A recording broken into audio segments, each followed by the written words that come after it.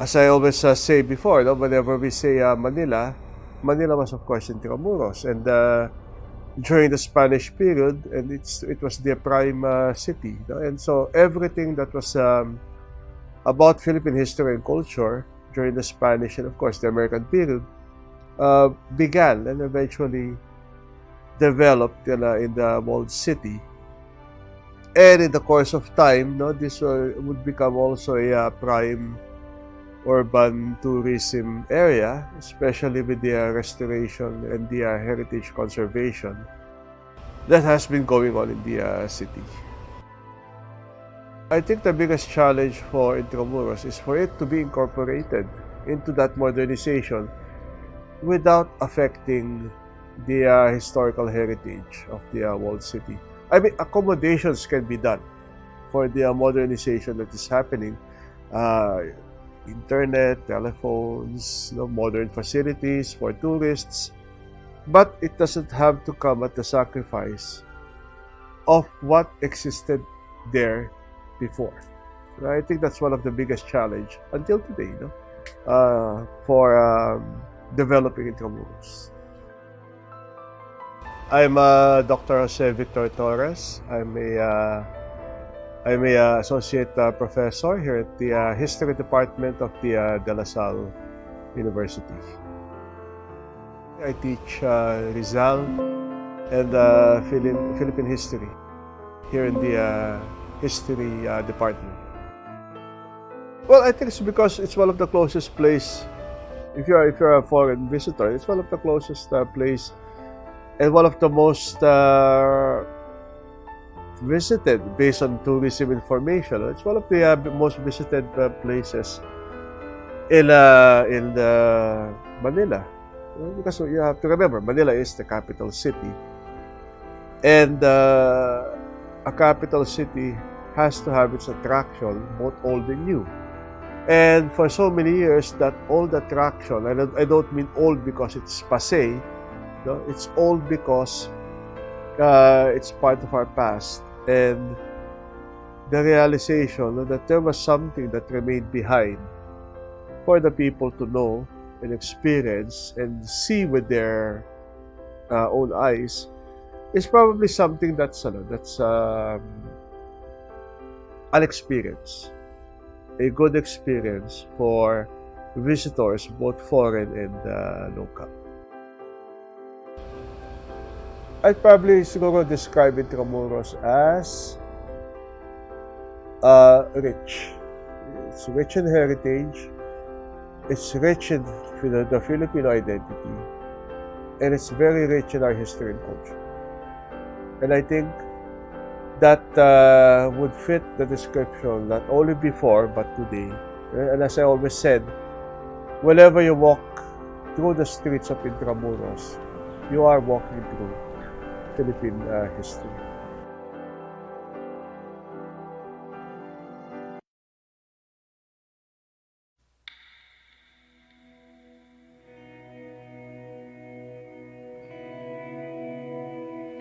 Ang ano ko po sa Intramuros isang makasaysayang lugar. Kasi dito nagkaroon ng digmaan. Yun din yung natutunan ko sa eskwelahan.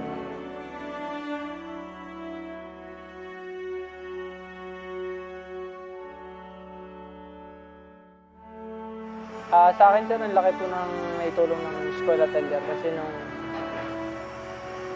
nung una po na hindi pa ako nakapasok dito. High school graduate lang ako, nahirapan ako maghanap ng trabaho. So nung nakita ko na mag-opening sila na kailangan nila ng trainees. So pumasok ako yun. Tapos pagka-graduate ko, binigyan nila ako ng opportunity na magtrabaho sa mga heritage site.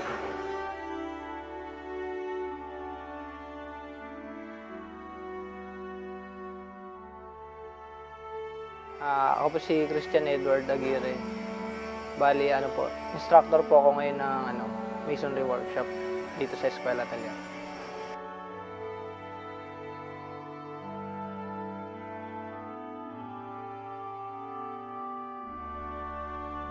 Ang laki ng tulong, unang-una dun sa paninirahan. Mayroon kaming matitirahan sa loob. Dito ako nakatira. Sana po mas tumibay pa ang komunidad dito sa loob.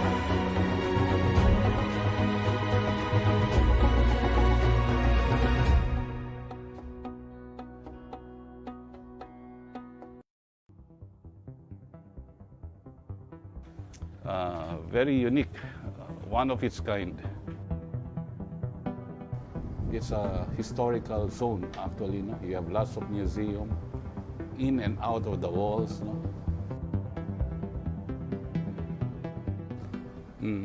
Jaime, Jimmy Lim. I've started doing business here in 1988. I opened a small retail shop catering to Mapua students just in front of OWA, Overseas Worker Welfare Administration. And my main customer is Mapua. So now we thought of putting up this training center institute right in the heart of Intramuros. No? What better place, because it is a university hub. As you can see, we have 5 universities here and 1 middle school. We need more of this current administrator to see a better Intramuros. I'm very happy right now with the current administrator. Then what I hope for is a cleaner Intramuros. I hope all the stakeholders inside Intramuros will come together. We cannot all be leaders. Let's just follow the leader who is giving us the right direction.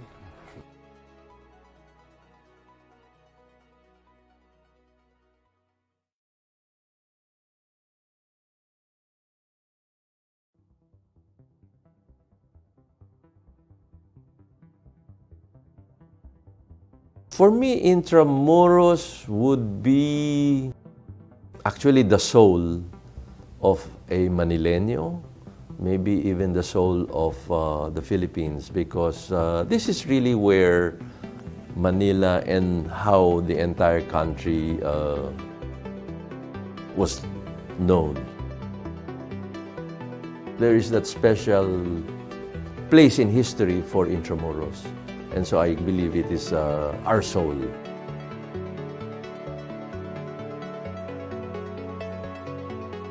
I think Intramuros is important because if you do not know where history started, if you do not know where memories came from, then you will be lost.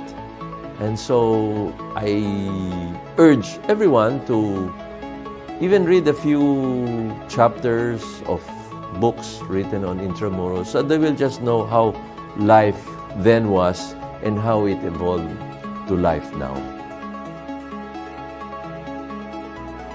We have here close to 400, if not 500-year-old history, and so there's nothing like going back in time, and so reminisce for me is the word that would describe how I would feel. I'm Roberto P. Laurel, President of the Lyceum of the Philippines University, Manila, Cavite, and Makati campuses. The original LPU was located here in Intramuros in 1952 by my grandfather, Jose P. Laurel.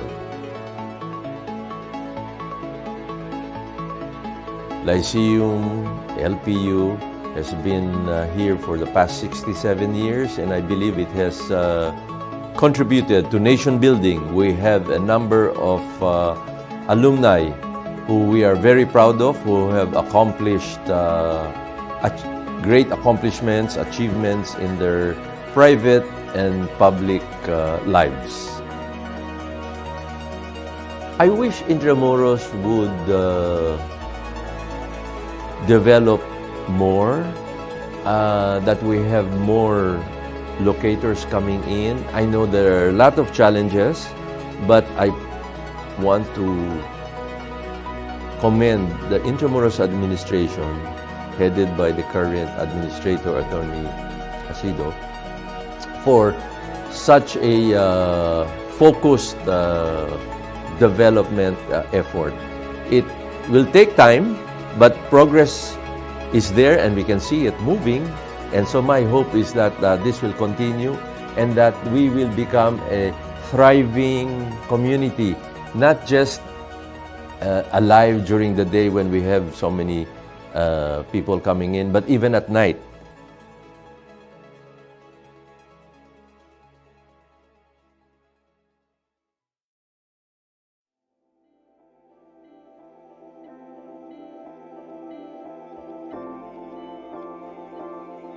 I've been a resident of Intramuros for half of my life, and my children has grown to love this place. We are trying to promote Intramuros through our venue because we feel that this is one way of inviting tourists to come and experience Intramuros.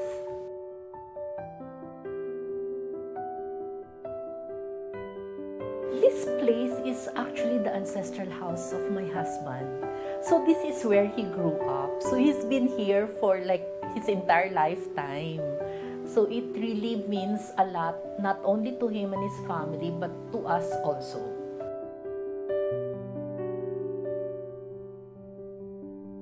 We would like Intramuros to be a premier tourist destination.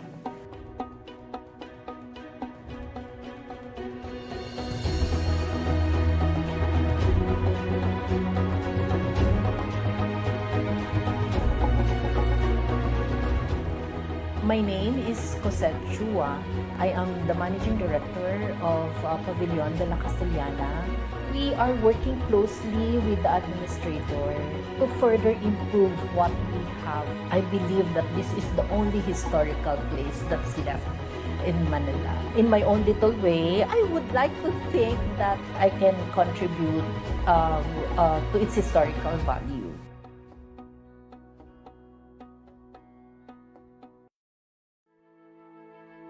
I want to describe Intramuros as a juxtaposition. I like the fact that it is steeped in history, but I want it also like steeped, through our project, it's going to be steeped into like our future, our vision for the future for the Philippines. Growing up, we went to Intramuros. I remember watching a PETA play in Intramuros. And it was really quite memorable because with the backdrop of the Intramuros, the walls of Intramuros, it was really such a natural environment. So it was kind of like a complete experience of the play. Hi, I'm Ria Matute. I'm the Executive Director of Design Center of the Philippines. Design Center is a technical agency of the Department of Trade and Industry. We provide design services to Philippine micro, small, medium enterprises to improve its competitiveness in the local and the global market. I guess Design Center actually started partnering with the Intramuros Administration primarily from the connection with Design Week Philippines. When Design Week Philippines identified the Intramuros area as a creative environment.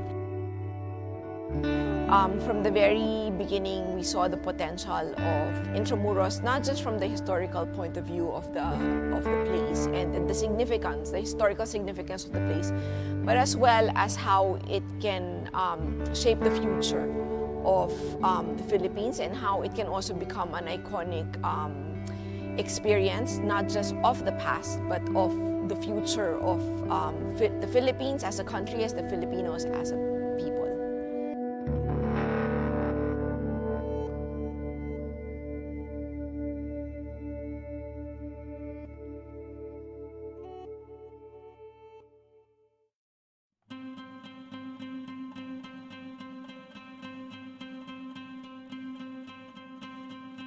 As an Agustinian, it's special for me because in the history, after the Agustinian set foot in Cebu, so they came here in Intramuros and they established the convent and the house here in Intramuros. So it's special for me as an NCC official because this is an example, a model, for other places here in the Philippines on how we will be able to preserve the heritage that was passed on to us from the past. They always have a saying that hindi ka makakarating sa pupuntahan mo kung hindi ka babalikan yung nakaraan. Well, past is very important to us because from the past we learn many things, including the pitfalls, a lot of challenges. So that's why it's important for us to know the past so that we will know where we're going to and we can reach our goal with confidence in the future. I wish that Intramuros will be a place where people will be educated on the heritage of the past. And also, I wish Intramuros would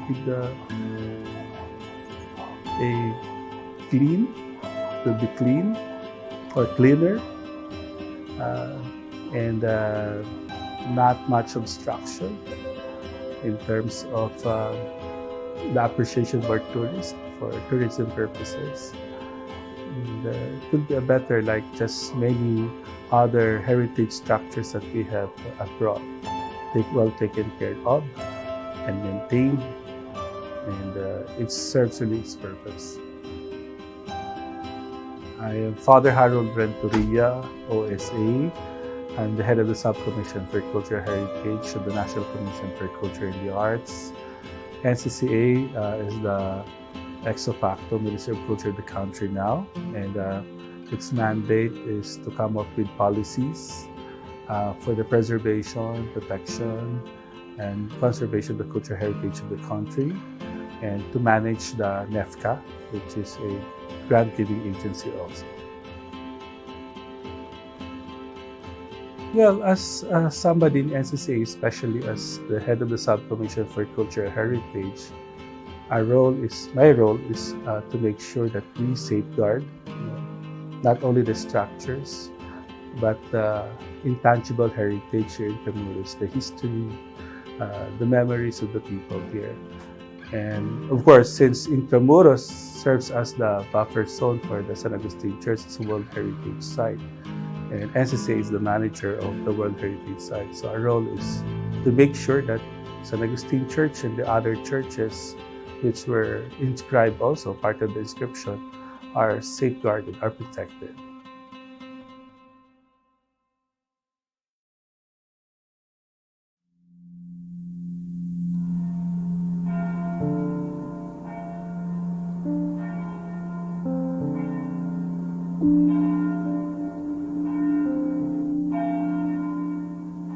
Intramuros was the biggest European city in Asia. It defines our culture. The problem is most of our officials do not appreciate it.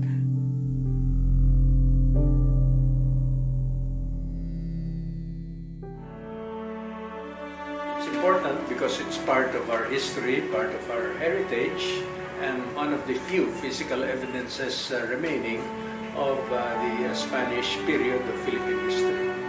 There are many good stories about Filipinos, people who headed the construction of the walls. The carvers were Filipinos also. It was a very exciting time. That's what I remember most, having a restoration force as big as Intramuros was at the time. Well, didn't exist anywhere in the country. When we came into Intramuros to work, what are we restoring? We do not know. How did it look, except for the ruined walls? That's why we have to to dig pictures and pictures and pictures just to be able to provide a background. And in the early days, it was really a dead town. Even when Casa Manila was finished, we would make whatever pakulo just to bring in people. The greatest satisfaction I had was the presence of a good team because basically the three of us were the ones who set the initial directions of the Intramuros Administration.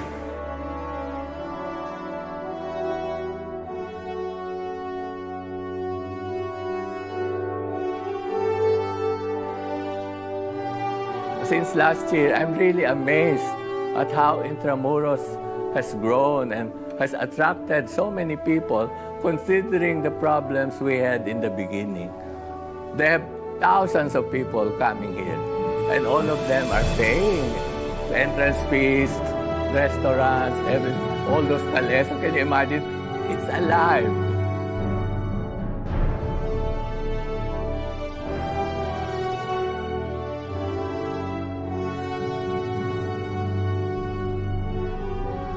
You have many people saying that Intramuros should not be preserved because it is a colonial memory and that should be erased. I don't think so. So it's about time that our people should see Intramuros is not just a symbol of colonialization, but a symbol of our spirit to rise above that.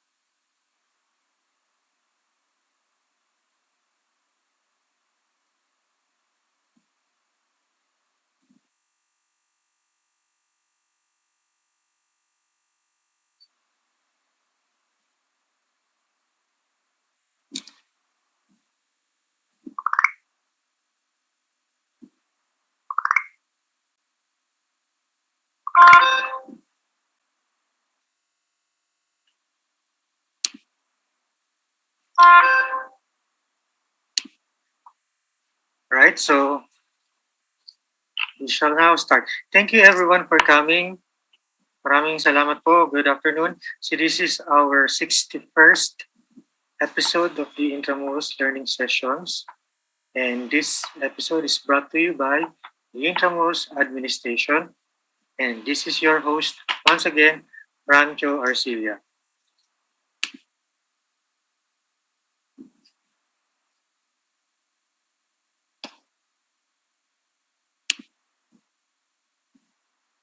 Now, to remind everyone of our usual house rules, now if you're viewing via Facebook, we have you can raise your questions or comments in the comment section below. And if you're viewing via Zoom, we have a Q&A button below and a chat button as well. Now, only those who have successfully registered on Zoom will be eligible to get a certificate, and a feedback form will be emailed to you after the session. After you fill out the feedback, a feedback form will be emailed to you after the session, and the certificate will follow afterwards. And note that this webinar is recorded. Let me just click the record button.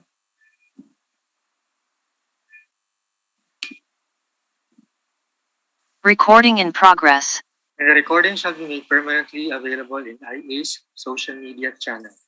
Right, to introduce our speakers this afternoon. So our main speaker for today is Mr. Prince Wico of the University College of Architecture. So he is an architecture graduate from the University of Santo Tomas, and as an emerging professional in heritage, promotes the importance of contemporary innovation in the treatment of historic fabric. And later, after the presentation of Mr. Wico, we're going to hear from our panel discussant, Mr. Erik Akpedonu. So Erik teaches art appreciation, architectural history, and Philippine colonial art and architecture at the Ateneo de Manila University.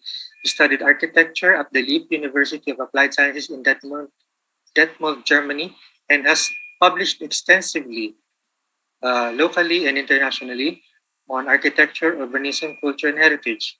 He is co-author of Casa Boholana in 2011, and just recently he released his new book, Endangered Splendor, with Dr. Fernando Shalcita. Right, without further ado, I'd now like to call on our speaker for this afternoon, Mr. Prince Wico. Prince, ready when you are. You are on mute. Thank you, Kuya Rancho, for that wonderful introduction. Good afternoon to all of you. I'm Prince Wico.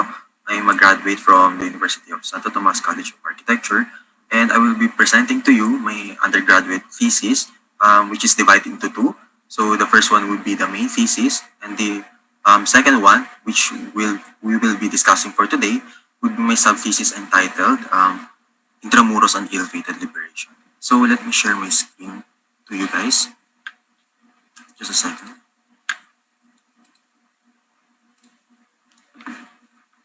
Nikita po ba yung screen? Yes. Okay. So, as I said, it's entitled originally Intramuros and Manila. So the contents for this presentation we'll be starting from the brief history of Intramuros and then the laws of the Indies incorporated with the urban characteristics of the walled city. And then we will proceed from there sa 3D renders or 3D reconstruction of the pre-war Intramuros. So to begin with the brief history, we all know that the Kingdom of Manila was founded in June 24, 1571. It is mostly of with the use of light materials, and the settlers there are more of from a Tagalog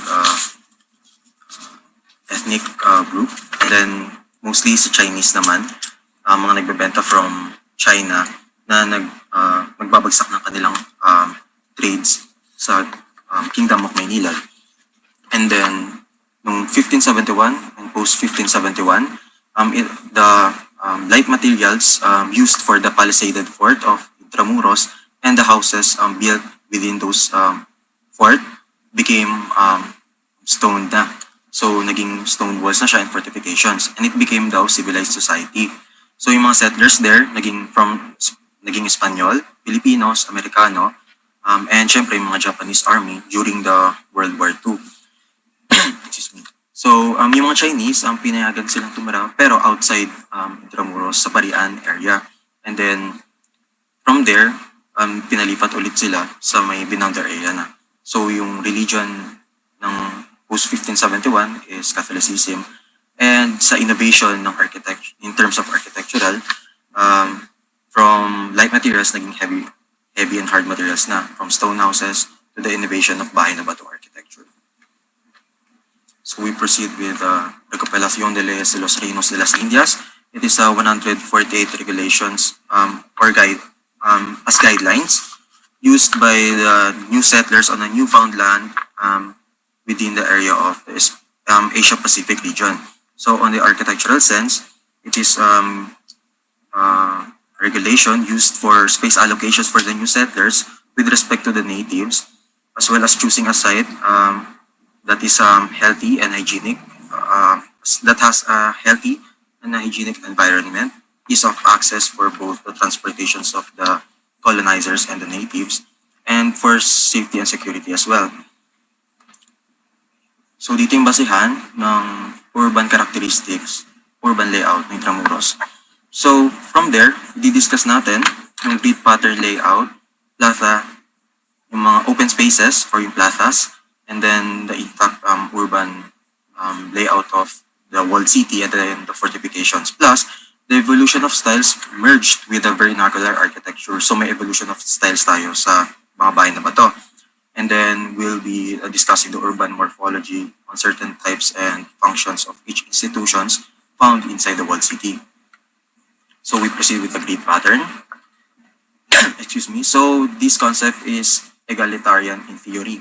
So it has the idea of equal distribution of land among its people, the practicality of transportation and access for the, let's say, horse-drawn carriages, ganun, or yun nga, transportation, and the integrity of it to adapt to changes kasi nga, di ba, nag-grow yung community. Nag-grow lagi yung community. So, based on the book of Dan Stanislavski's on the genealogy of grid pattern layout, nagsimula yung grid pattern sa Mohenjo-Daro in India, and then nag-spread out siya all throughout. From South Asia, nag-spread siya all throughout sa certain lands. So, andito sa baba, yung mga certain types ng grid pattern, ng street layout, yung grid, regular, loose grid, radial, suburban, and lollipops and sticks. So, from Mohenjo-Daro, kasi before, wala talagang concept of grid street layout. So, kasi dito sa Katalhuyo, sa left nyo, yan yung mga dikit-dikit na bahay nila. Civilization yan. Para makarating ka sa bahay mo, kunwari nasa gitna ka, tatawid ka pa sa bubong ng kapitbahay mo bago ka makarating sa mismong bahay mo. So, he said na dito talaga nagsimula yung grid pattern layout. So, next. So, mga samples lang nandito. The Forbidden City in China, Paris in France, Barcelona in Spain, and Tenochtitlan in the Mesoamerica region. So, na-apply yung grid pattern layout sa Intramuros. We observed na baka nakuha ni Miguel Lopez de Legazpi yung grid pattern layout sa Mesoamerican civilization sa mga Tenochtitlan na Tenochtitlan Empire. Kasi they used a plaza as the central point for rituals. So from here, kinuha ni Miguel Lopez de Legazpi as decreed by King Philip II of Spain in 1573 na from the plaza mag-sprang out yung 8 streets. Tapos from that certain plaza, yung corners dapat facing the 4 principal directions. So dito yung north, east, west, and south. So andito yung center niya para na rin ma-diffuse yung wind sa kaliman and hindi siya maging obstruction sa mga nagpa-pass by or pass through these streets. So next one, sa may plaza naman tayo. So it is a space where culture and principles are shared. So the concept of plazas were used mostly for rituals, marketplace, used as a political stage for debates and for public executions. So ito yung mga terminology sa per civilizations. So yung Zocalo for the Mesoamerican civilization, it is used for rituals. The Agora used as marketplace and used for philosophical exchanges between people and yun nga, political debates. Tapos ginaya rin naman ng mga Romans yung Greek architecture and yung Greek mythology, so same functions lang rin naman sila. Sa France, ang tawag nila sa open space nila Parvis. So this one is the Parvis de Notre Dame. So andito sa baba yung examples for the types of plazas. So yung gray parts na yan, yung mga institutional, ay yung mga buildings, and then yung may X are the open spaces. So this one is the Maidan, term for open spaces in Islamic architecture, the Piazza, the Alun-Alun for Indonesia, and the Plaza for Spain. So technically, this Plaza Mayor in Madrid is an enclosed one. So enclosed siya ng public institution na ito, building na ito. So square form lang siya. An example of which. So from there, na-apply siya sa Intramuros with these 4. The dominated, nuclear, group, and amorphous. So yung enclosed, wala dito kasi mostly na mga open spaces are for private purposes like yung mga sa churches, yung mga courtyards nila, intended lang for the pare. So yung dominated, mostly by a singular structure na malaki na nabigyan ng justice sa pagka-grandeur niya. Like for example, this one, sa Plaza Mayor, viewed from here, makita mo yung engranding perspective ng Manila Cathedral. It can also be counted as a nuclear kasi nga napapaligiran siya ng multiple buildings disregarding yung uneven heights as well as amorphous and group kasi kadalasan may mga open spaces dito na ginagamit for like storage lang. So from here, sa section 113, 120, and 121, the size of the plazas should be proportioned to the community, as well as after that, after laying out the street and plazas, the main church and other government buildings should be constructed na, as well as the hospitals. So another characteristics of Intramuros is yung paint niya, closeness of the structures. So like an actual tree, it serves as it provides shade sa mga tao. Actually isa sa hindi characteristics ng Intramuros ay yung maraming open spaces and magkaroon ng maraming puno talaga. So itong mga bahay na to yung nagsisilbing parang puno nila. So a wooden jungle. So samples lang ito sa Malta, Portugal, Ciutat Bella, sa Barcelona. So ito yung sinasabi ko, known for its for its less trees. Compressed quadras or yung mga blocks per blocks, magkakalapit lang yan. Tapos yung shaded calles and dumped roads. Actually, hindi lahat ng roads dito sa Intramuros ay cobblestone. Lupa yung karamihan sa kanila na binabasa every 7 a.m. and 5 p.m. So, narrow streets and sidewalks. Isa pa yun.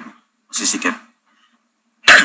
So, ito, makikita yung shades sa Calle Basco and sa Calle Arzobispo.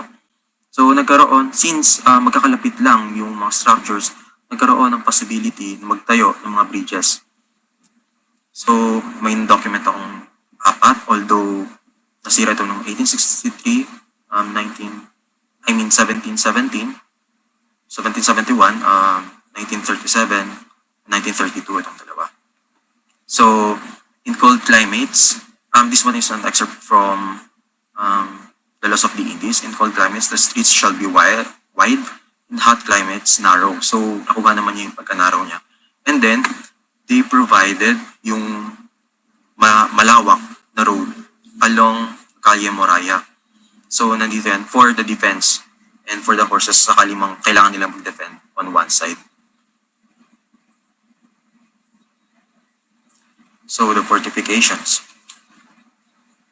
So, it is used, syempre, as defense system against the impending attacks from rebels or any foreigners trying to invade the walled city. So, example, Ciutat Violet, Alhambra, and the Castillo de San Felipe de Barajas in Colombia. So, in fortifications, may evolution, syempre. We have the pre-colonial palisade, which is made out of pure wood. Yung Fort Santiago lang mismo yung naharangan nila. And then, we proceed to the 1590, which is naging stone na yung Fort Santiago and yung Torre de Nuestra Señora de Guia under the provision and management of Gobernador General Gomez Perez Las Marinas. Pero itong mga curtain wall na ito ay wood, made out of wood lang. So ito lang stone fortifications. So then it evolved again in 1600s and early Trace Italian. So they provided na defense on the northeastern part with provisions of baluartillos protecting the Santa Lucia side, the Manila Bay. Dito kasi yung Manila Bay. And then nagkaroon ng reinforcement na providing bulwarks. Yung mga bulwarks ito yan sa per joints, bulwarks sa Fort Santiago. And then, ayun, the document ko rin, although hindi po natatapos sa listahan na ito, yung mga gates. So, technically, this one is the mid-Trace Italian in 1713. So, they already used na Tenaza del Parian, and then the Rebelin del Real de Bagong Bayan.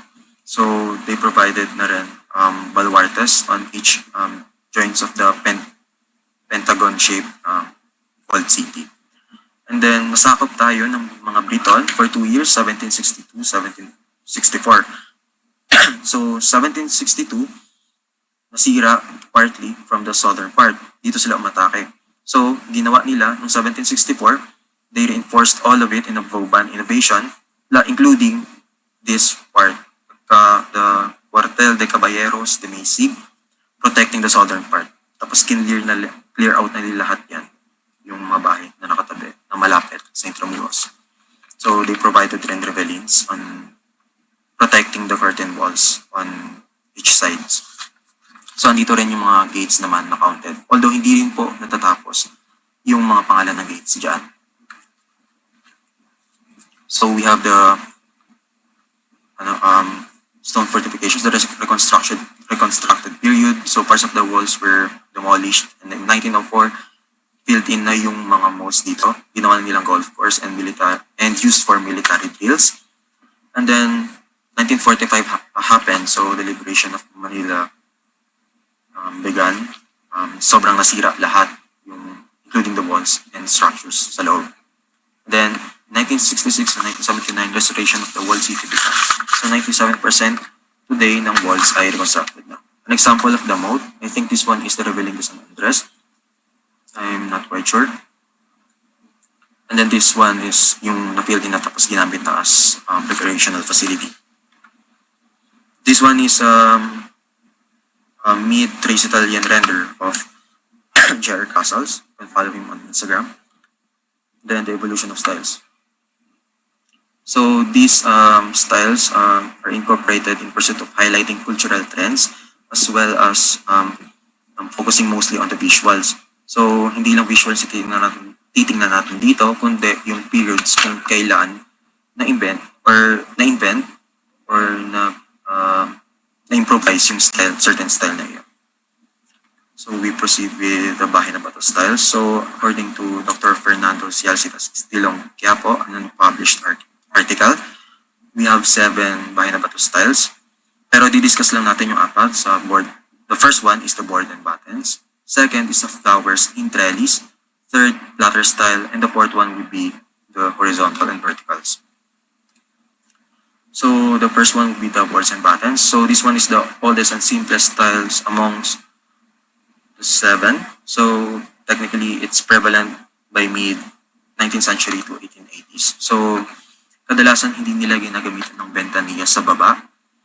May window dito sa baba dapat, wala. Tapos sa espeho. Minsan naman, ginagamitan nila like sa may Ateneo. Pero kadalasan hindi nila ginagamitan ng ventanilla sa espeho. Tapos based on the name rin, boards, itong field na ito ng boards, and then battens, itong mga wooden strips. Minsan, ginagamitan rin nila ng ribbon window, kumbaga sunod-sunod na row or horizontality kapis windows. So this one is an example of boards and battens. Yung sa Ateneo, sa Santa Lucia side. And this one, sa may UST. Here, walang ventanilla sa baba and walang espejo. And then this one sa along Calle Beaterio, the convent, and yung bahay sa tapat niya, boards and battens, pero may ventanilla sa baba. So the second one would be the flowers in trellis. So it's the counterpart of the Rococo style nung Renaissance period. So it's the most ornate with additional classical designs na in-incorporate sa design. So nagtinkor bells, roof, eaves bracket, tapos dinagdagan na nila ng pilasters ng Greek or Roman orders.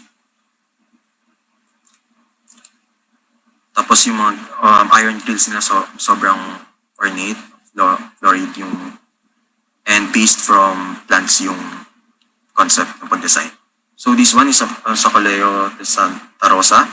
It's a mixture of flowers in trellis and platter style. So flowers in trellis yung mga nasa protruding base, pero yung sa mga receding base naman, or yung mga walls, ay platter style. Madi-discuss natin platter style mamaya. So ito naman, sa Colegio de San Juan de Letran, combination rin siya ng platter and flowers in trellis. So ito na, yung platter style. So being compared to a dish, so this serves as like yung plato, tapos kadalasan may ornaments dito. It resembles that of like a food on a plate. So these rectangular or circular panels are aligned with the ventanillas, ventana, and espejo. So yun lang naman, yun kasimple yung pag-design sa kanya. An example of which is the Santa Potenciana, the Cuartel Provisional inside Fort Santiago, the ruins of Soleman Theater ngayon, and then the Cuartel de España. Andito yung entrance ng PLM, yung landscape, and then yung entrance. And then the last one na di-discuss natin according to Dr. Cialcita is the horizontals and verticals prevalent during the 1890s and 1940s. Being the second inornate next to liberation style, the horizontals and verticals has the characteristics of using vertical lines, framing the window openings, and then within those window openings, nandun nakasingit yung cladding of wood planks. So the horizontals and the verticals. So an example of which is the Casa Mission, the convent of the Jesuits, with a bridge connected to the Ateneo side, na the boards and battens and horizontals and verticals naman yung design. So here is an example as well, yung sa tapat ng San Agustin Church.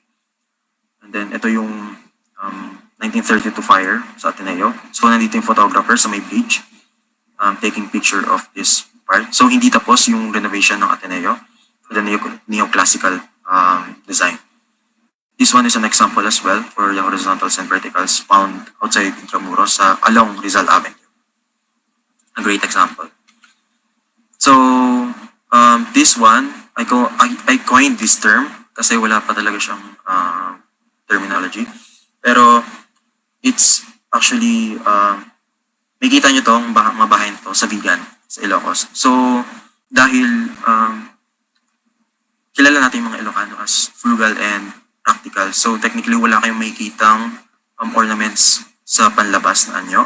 So I called it flushed and pilastered kasi flushed siya like pantay, and then yung division niya per window opening ay through the pilasters. So it's aligned with the window openings as well. Plus yung window railings nakalabas. So yung pag-slide mo, kita from the exterior. Ayun. So surprisingly meron siya sa Intramuros. Although it's not that close naman sa mga architecture sa Vigan, ganito yung tsura niya. So this one is a market, I think, in front of Manila High School, the Escuela Municipal de Manila, located along Calle Victoria and Solana. This one is found along Calle Escuela, sa left side naman ng Manila High School. And then this one, sa Port Santiago, yung sa window railings nasa labas, evident yung flushed and pilastered. So urban morphology. So this is to like discuss lang yung mga certain building types according to the category na mati-discuss natin later on, makita natin. So it is to give you like a background on the diverse culture through its structures, its purpose, and through the soul of the city, its community. So the first one, so note pala, this map as a whole does not follow a specific year but is within the pre-war period of Intramuros. Some land use typology for labeling was based on a 1933 aerial photograph of Intramuros, while the existence of buildings lapses on specific reconstruction, construction, and or destructions. So label dito yung mga open spaces. Kita nyo na yung kulay green. And then yung mga structures owned by the church and states are in yellow. And the mixed type dwellings, although we're not quite sure if some parts are really just for residential purposes, kinautin namin as mixed type dwellings. For example, yung sa Del Monaco Hotel na ginagamit as commercial space, although residential yung use niya or function. So observation namin is no institutional buildings faces towards the wall except Letran. Feel ko kasi nasagad lang yung entrance ng Letran before until it became here na, although nag-face pa rin siya sa wall. And then another observation would be higher walls with lower buildings. So higher walls dito, actually ito, it has higher walls compared to this. Pero they have taller buildings as compared to this. So iniisip namin na baka part yun as a defense system na kumbaga pag may dumaang kanyon, ito yung matatamaan at hindi maapektuhan yung mga nasa loob. And then, ayun nga, pagkasabi ko kanina, there are more churches and gates aside from the 8 known churches and gates na alam natin ngayon. And I call Intramuros a walled city within the walls kasi may perimeter wall na siya, meron pa siya dito ang kontragwardiya with a contrafoso. Tapos na paranoid sila kasi nga natalo sila. Naglaywagay pa sila ng exterior, contrafoso, and a quartel here. So the second one is categorizing each building based on if it is a non-bahay na bato or a bahay na bato style. So note lang, those structures labeled as bahay na bato within the dwelling type buildings are just presumed. So kasi yun naman talaga yung generic way of constructing a certain bahay before, yun yung alam natin. Pero may instances, like for example sa mga non-bahay na bato, nakita nyo dito, may mga instances naman sa bahay na bato na ginagawa lang nilang for aesthetic purposes, yung wooden upper floors. Ito na yung emergence of the faux bahay na bato. then for aesthetic purposes only. So, ano ba yung example nun? Here's an example sa baba. The convent, as we all know, is wooden on the upper floor, di ba? For exterior, from the exterior. Pero nung nasira siya, yun pala, may nakatago dito, parang isang malaking stone wall reaching from the ground to the second floor. As compared dito sa may Santa Rosa, na isang buo, wala. So technically, baka isang buong mataas na pole ito or mataas na stem ng kahoy or log na ginawa para magkaroon ng 3 floors itong Santa Rosa. So this one, baka lang naka-protrude lang or yung volada lang is yung wood para magkaroon ng aesthetic purposes. Ayan. So for the urban morphology, so yung mga building types. So the orange ones are of religious land use. The purple ones are schools.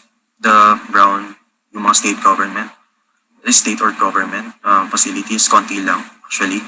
And then yung hospitals, tatlo lang, parang tatlo. The Hospital Real Militar de San Juan de Dios Hospital and the St. Paul's Hospital. So, meron din tayong military. Actually, mas malaki pa siya, mas marami pa siya as compared sa state or government. Ito, the Cuartel de España, Santa Lucia, the vicinity of Fort Santiago naman. And then, mixed type dwellings, and of course, the skin of the walled city. Ito. Sorry. So, observation naman namin dito is the Augustinians have the largest area for religious institution type of land use. Pero, yung Dominicans naman, sila yung may pinakamalaking area covered for educational facilities, including the church and convent. And then, the third one, the Cuartel de España has the largest single enclosed barracks as compared to here, dadalawa lang. And some parts here, ang alam ko, for customs. And then, the fourth one, the Escuela Municipal de Manila is the only one-story or single-story structure in an educational type facility. Actually, marami pa, hindi ko na in-include. So, pupunta na tayo sa 3D digital reconstruction ng Intramuros. So, I just inserted yung quote ni Joaquin about Intramuros from his literary work, The Portrait of an Artist as Filipino. So, yan, to the early conquistadores, she was the new Tyre and Sidon. The early missionaries, she was a new Rome. So, as said kanina, my thesis is divided into two. The main thesis, which is based on interpretative reconstruction with consideration on the concepts of Pamanahon, Pamanahon, Pag-ahon. So, 3 different projects, 3 different sites, and 3 different functions for the permanent facilities for IA. So, it's entitled Pamanahon. Dito nakuha yung title for this ILS talk. And then the sub-thesis part, the concept of digital reconstruction under the Taorismo, the community engagement in tourism through heritage. So this one is the digital reconstruction now, the evolution of the pre-war 1945 Intramuros. So ito yung render ko for the Fort Santiago from the video. So we proceed agad sa Dominican complex. So the Dominican complex has its center on the Plaza Santo Domingo, being used as recreational and religious for recreational and religious purposes. So nag-extend sila from northeast to the northwest of Intramuros, Intramuros. So Santo Domingo is the dominating structure within the plaza, with surrounding buildings serving as the nuclear structures surrounding the plaza naman. So nuclear siya in a sense kasi may mga surrounding buildings with uneven heights, as well as dominated siya by the Santo Domingo Church. So, 4 yung anak ng mga Dominicano, the UST, CSJL, the Letran, Santa Catalina, and Santa Rosa. And di-discuss rin natin yung Santo Domingo. So the Santo Domingo Church and Convent was actually the 5th church and last church to be constructed here in Intramuros. So it was designed by Felix Rojas E. Arroyo in a neo-Gothic style, inspired by the York Cathedral. Sobrang layo niya as compared sa predecessor niya na 4th Santo Domingo Church na neoclassical na based naman sa St. Paul's Cathedral sa England. So typical yung design ng church, 3 tiers and 3 bays with extensive use of arch windows and openings. So makikita nyo rito yung mga crockets. Yung mga crockets, yung mga foliage or yung mga parang plant-based influence na parang carved doon sa edges ng mga arches and crowns. And the pinnacles here. Actually, dito nakatago yung Nuestra Señora de la Naval, yung unang image. And then, andun yung mga trefoil arches. Actually, they're used as blind arches, yung trefoil arches. Ayan. And then 2 bell towers are flanking the central portal. So the convent, although kakaiba, like magkaiba sila, actually there is balance. That gawa siguro nung mga kapis windows dahil sa parang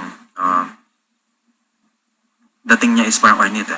So the convent, actually lahat ng structures ng konbento ng Santo Domingo ay built in a boards and batten style with arched windows sa ground floor. So this one is a view from the Plaza Santo Tomas. So you can see here yung use of repetition ng rose-bill windows above the lance Gothic arches. Typical na design for the European Gothic, isang buong lance arch, tapos yung rose-bill windows for the entrances lang. Pero dito, atypical, hindi nila ginaya yun. Kundi, ginawa nila repetition for the regular walls. So ito yung Plaza Santo Tomas before siya naging open space, isa siyang sementeryo. Side note lang. So this one is a view from the Paseo de Magallanes. So this one is the actual digital reconstruction of the Puerto de Santo Domingo before it was destroyed during the 1863 and 1882 earthquake. This Baluarte de Santo Domingo was demolished in 1903. So let's go back to the church. So based rin sa mga plans ng Gothic churches sa Europe, they used chevet or like sa plano para silang may ambulatory, tapos may chevet or side chapels. Ito yung side chapels. Tapos, it's either a lady chapel or a chantry chapel. But then, hindi ginamit ng Santo Domingo ito. Instead, they used an independent chapel for the Our Lady. So, it has smaller rose-bill windows, smaller Gothic arches, and smaller pilasters. And they included as well yung crossing tower above it with adorned with 2 rose-bill windows naman.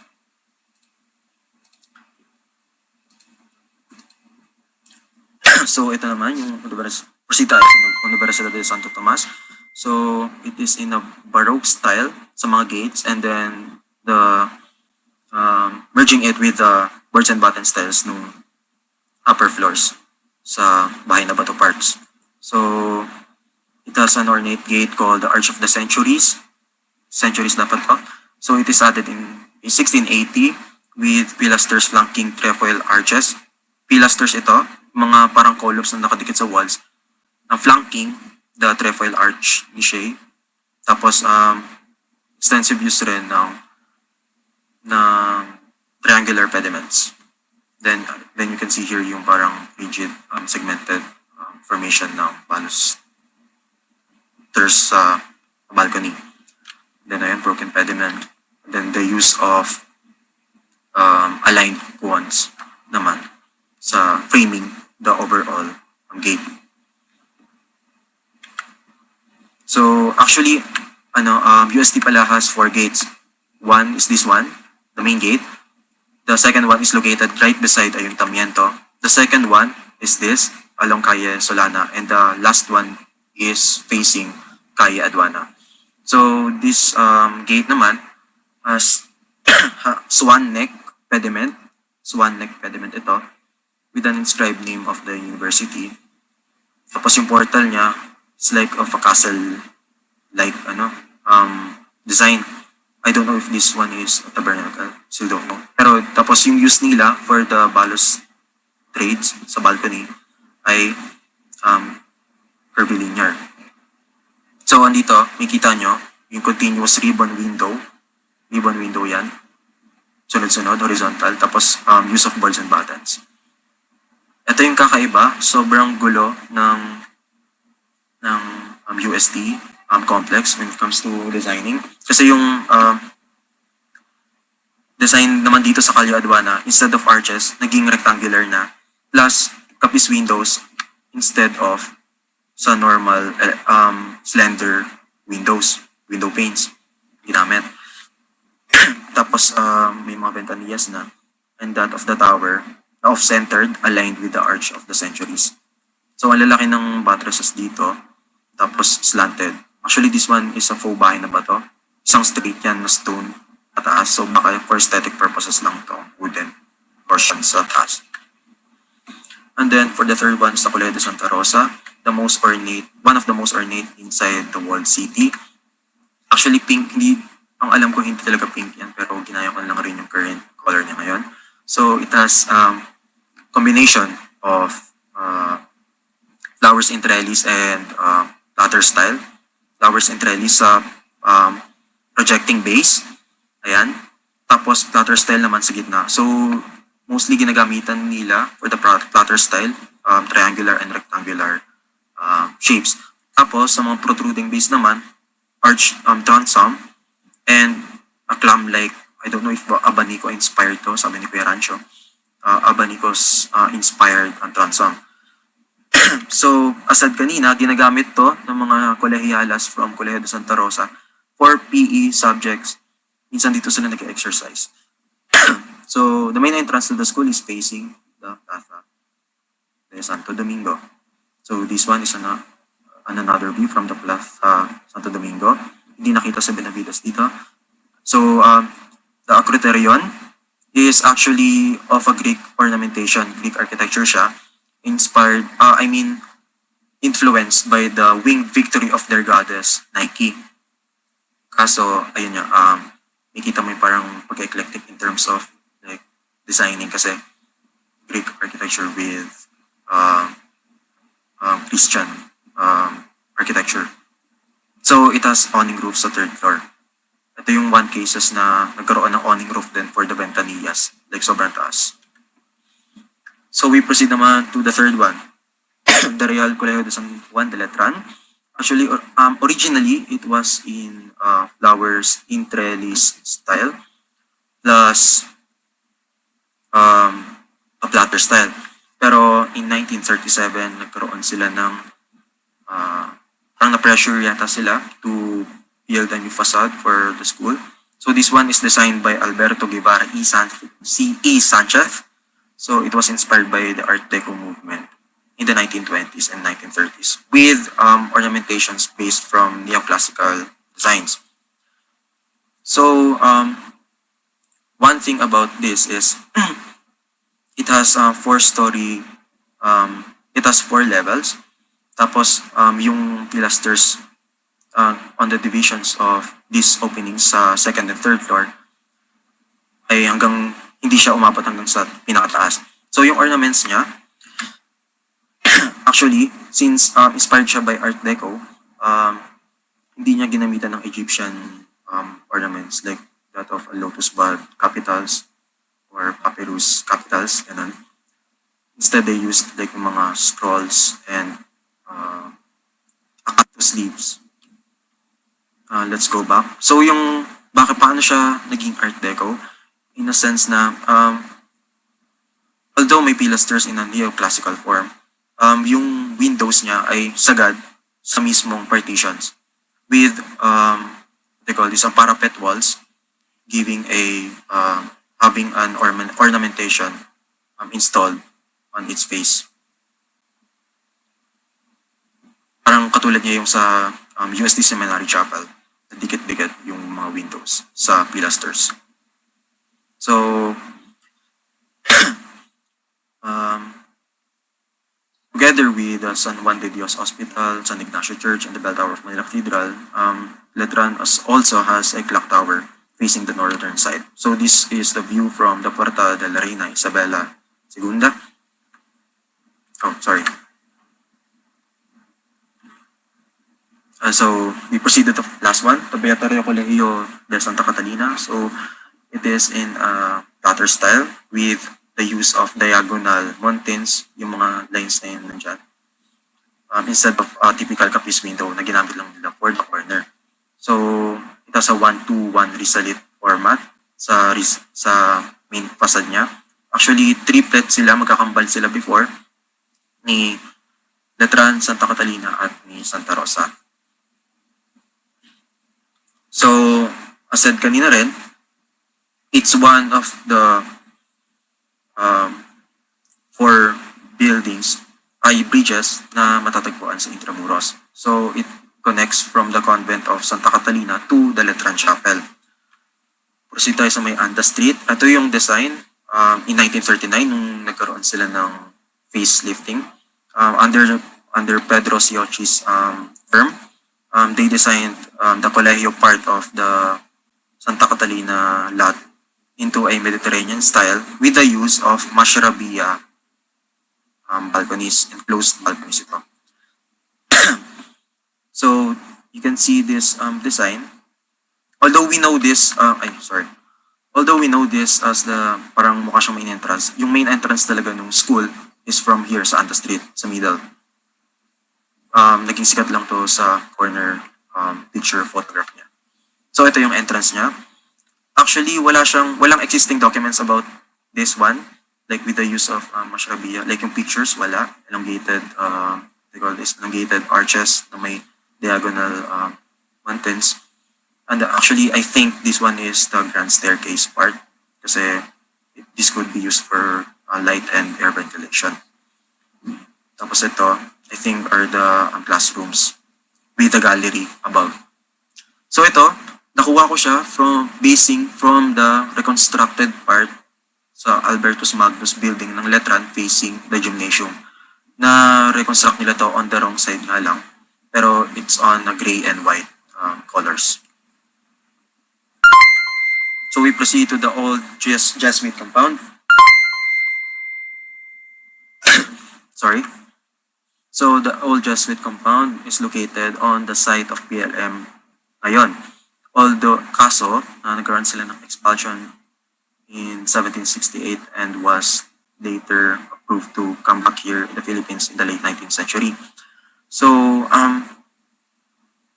this site actually first became a seminary after the expulsion and then became a military barracks na for the people. So, di-discuss natin dito yung Lourdes Church, the Cuartel de España, Cuartel de Santa Potenciana, Del Monico Hotel, and the Beaterio de la Compañía de Jesus. So the first one, the Lourdes Church, it is the youngest of all the churches in Intramuros, and the first time to use concrete as its main construction material.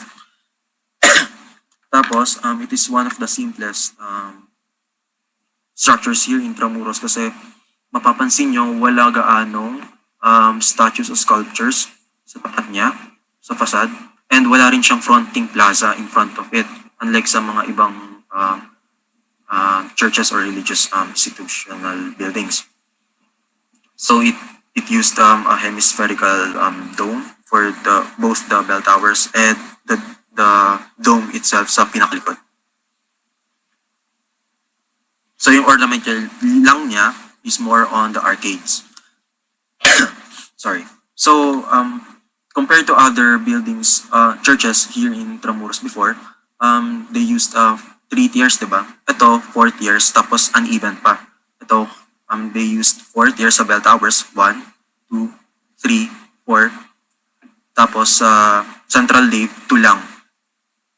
Itong dalawa, yung central door and then yung arched window sa taas.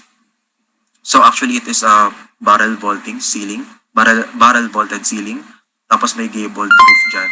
Yung patusok, parang triangle, gabled roof. Pero curved yung ceiling niya. So sakop na itong dalawa, yung being used as light and air ventilation for the central nave. So yung convent is on a boards and battens style rin. Ayan. So wala gaanong ornamentations and all. Sobrang simple lang niya. A simple Romanesque design. Designed by Federico Soler, the youngest church, the Capuchins. So second one, the Cuartel de España, the old site of the Jesuits. So technically it falls under the category of platter style.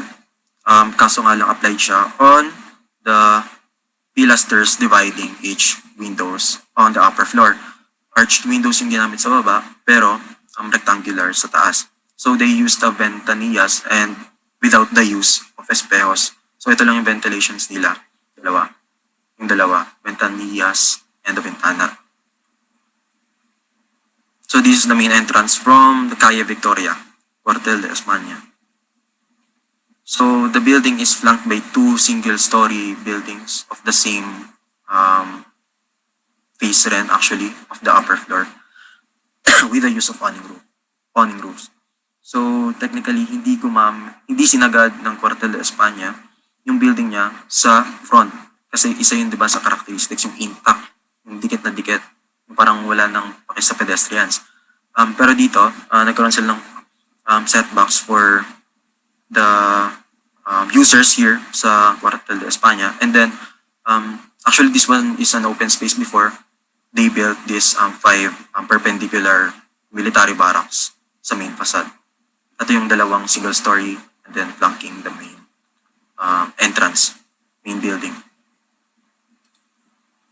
So we proceed now to the Colegio de Santa Potenciana, located in front of Cuartel de España.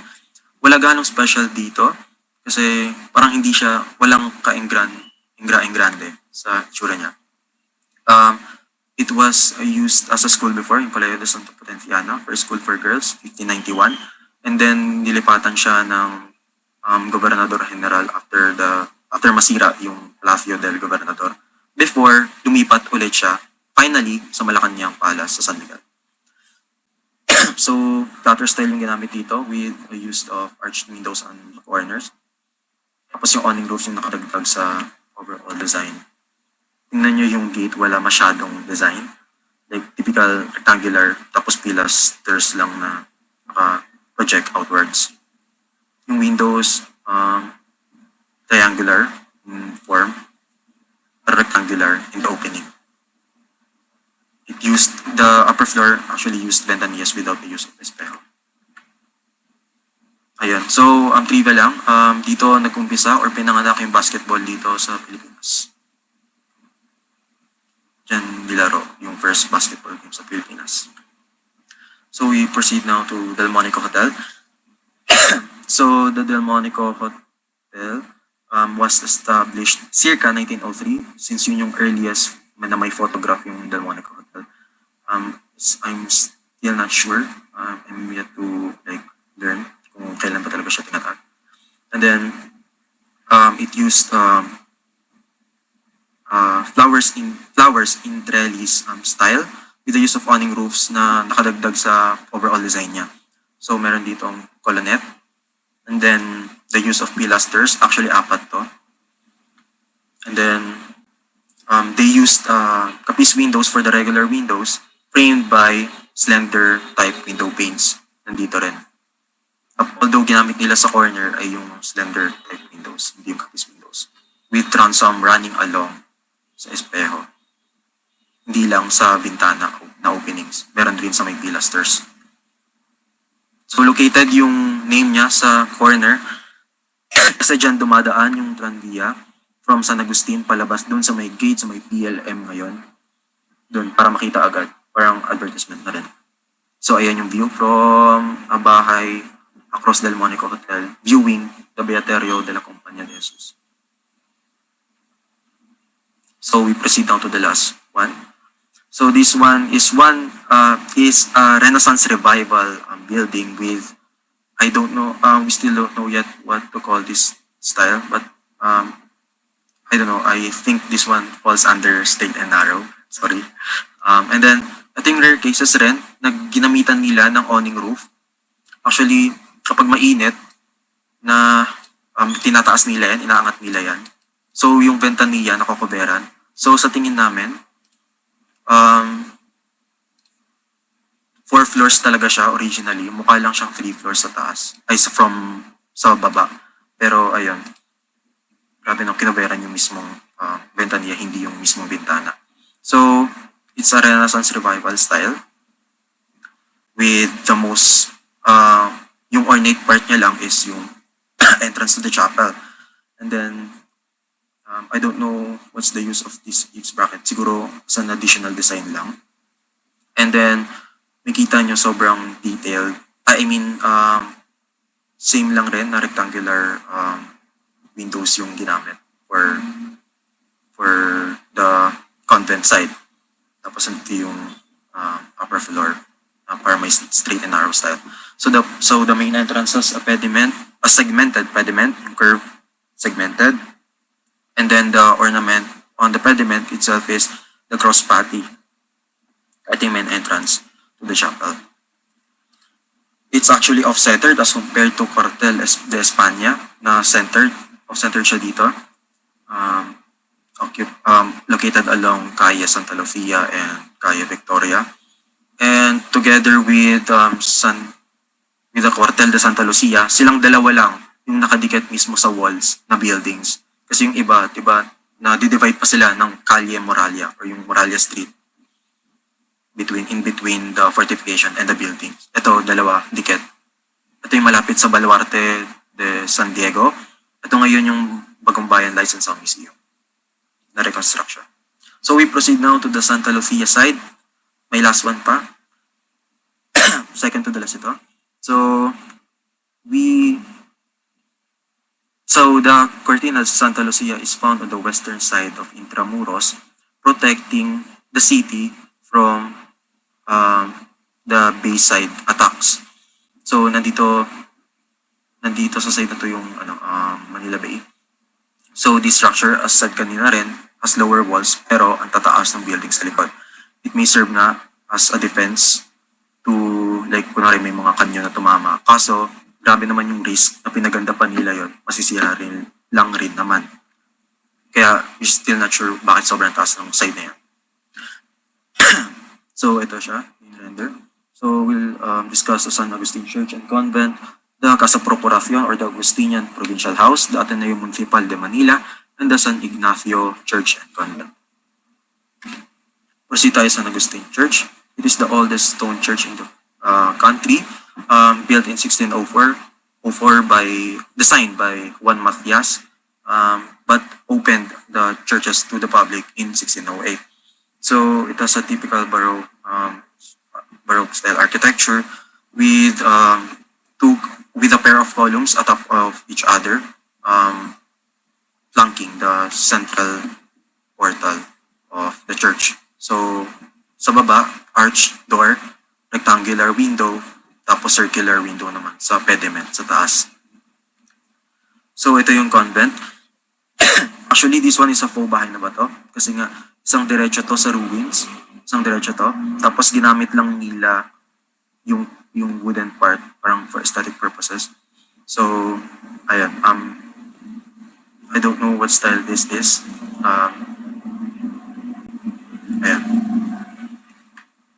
They use semi-arches on the topmost floor. Tapos sa baba naman, mostly of rectangular cloisters. So this is a view from Calle Basco. So originally, 2 bell towers siya. Nasira yung right wing noong 1863 earthquake, I think. Tapos they use dormer windows sa gabled roof. Ito yung gabled roof, yung triangle lang talaga.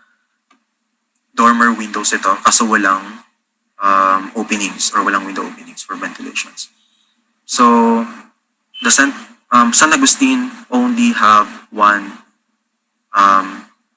space, like central nave, isang buong central nave yon.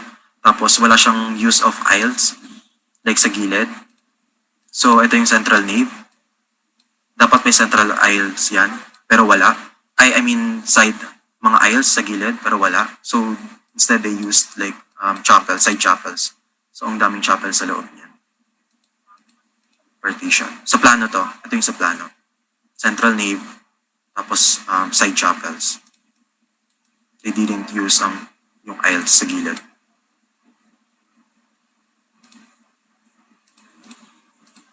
So we proceed now. Ito yung view from the Puerta de Santa Lucia bago pumasok.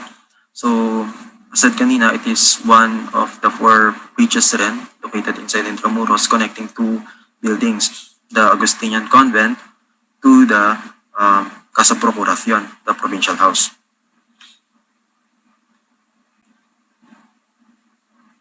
Na nasunog, sadly, in 1932. So the Agustinian Provincial House, na-rebuild to, ngayon ay ECJ. It was designed by Juan Herbas. Juan Herbas also designed the La Insular Cigar, yung factory, na may Moorish revival architecture style rin. So ito, evident dito yung yung Moorish revival architecture. Makikita nyo siya sa details mamaya. So ito yung view from the top of the Puerta de Santa Lucia gate. So ayun, he used they call this plants and flowers as inspiration for the details sa mga pilasters dividing each windows. And then actually it is from the exterior perspective, mukha siyang dalawang floor as compared here sa Ateneo, 3, 1, 2, 3. Tapos we think na hindi lang 2 floors ito, sobrang taas kasi. So, baka 3 floors to. Tapos, ito lang yung ventilation yung ng 3rd floor. So, it is symmetrical. Actually, repetition lang ng mga horseshoe arches. Ito, horseshoe arches yan. Based from arabesque style architecture. So, ito yung details naman sa bridge with 3 base, tapos with the use of Star of David, and then the use of lily and vines ornaments of pilasters dividing each bay as well as here. Although I'm not quite sure ano yung inspiration niya here, or wala lang talaga, parang spikes or something. So ayan, repetition and rhythm yung ginamit for the Casa Procuracion. So if didikit mo siya sa Ateneo, parang kung isipin mo, if by words, para siyang magulo. Although contrasting, parang may balance kasi it is uniform in a sense of having a vertical partitions per window. So ito, pilasters nagdi-divide, ito rin pilasters nagdi-divide. Although mas slimmer yung nandito as compared sa medyo malawak na width ng partitions per openings. So, ayan. This one is in arabesque architectural style. So, we proceed now to the Ateneo Municipal de Manila in a neoclassical style naman. It was built around 1920s with its ornaments done by Isabella Tampinco. Siya rin yung gumawa ng interiors ng San Ignacio Church. So, ito, sa along Calle Anda ito. Itong, ano to? Hindi na to. Disclaimer lang na hindi ito yung totoo, yung actual itsura niya from the pictures.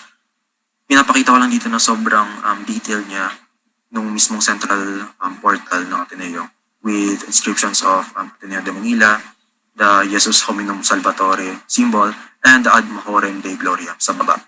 Here, sa AMDG. So since then, meron na silang ganung motto. So the use of corbels supporting the upper floors. Although flushed ito, hindi masyado projected itong bay na to, central bay na to.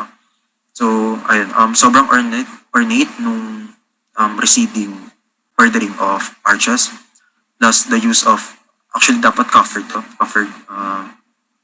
parts dito sa may outer arch. So, ginamit rin yung alternate na paggamit ng pediments. So, from segmented pediment, naging pointed and then segmented ulit, and so on and so on. Pero dito sa taas, fixed lang na rectangular or square. So, yan. Yung anda, natapos yung design ng anda and nung Santa Lucia side, yung nakita natin kanina. Pero hindi natapos yung sa Anda Street. Nasunog siya in 1932, sadly. Ayan siya. Ito yung natapos. Ateneo, together with Casa Corporacion, parang mas taller.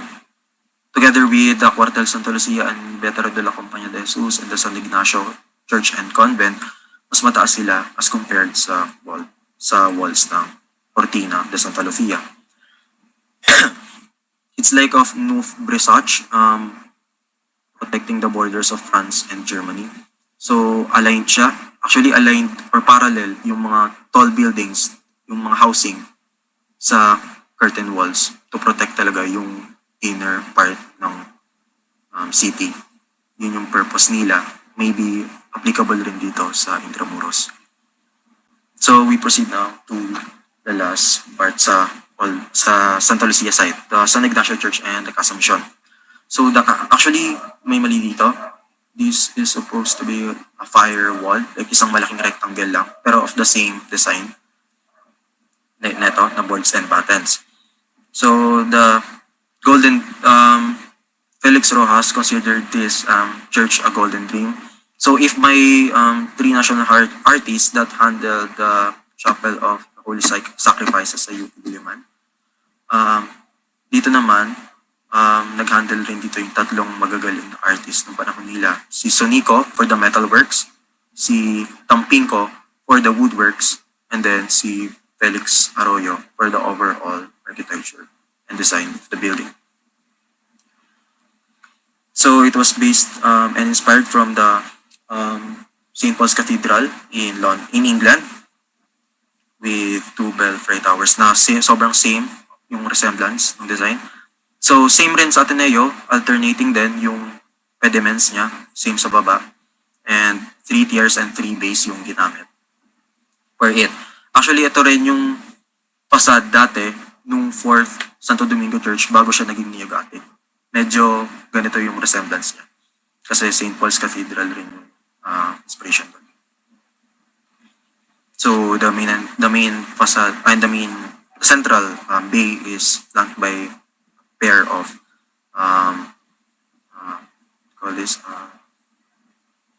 ionic columns atop, and on the second story, use of Corinthian columns naman. So it has an ornate gate or fence. Actually, hindi ito yung actual.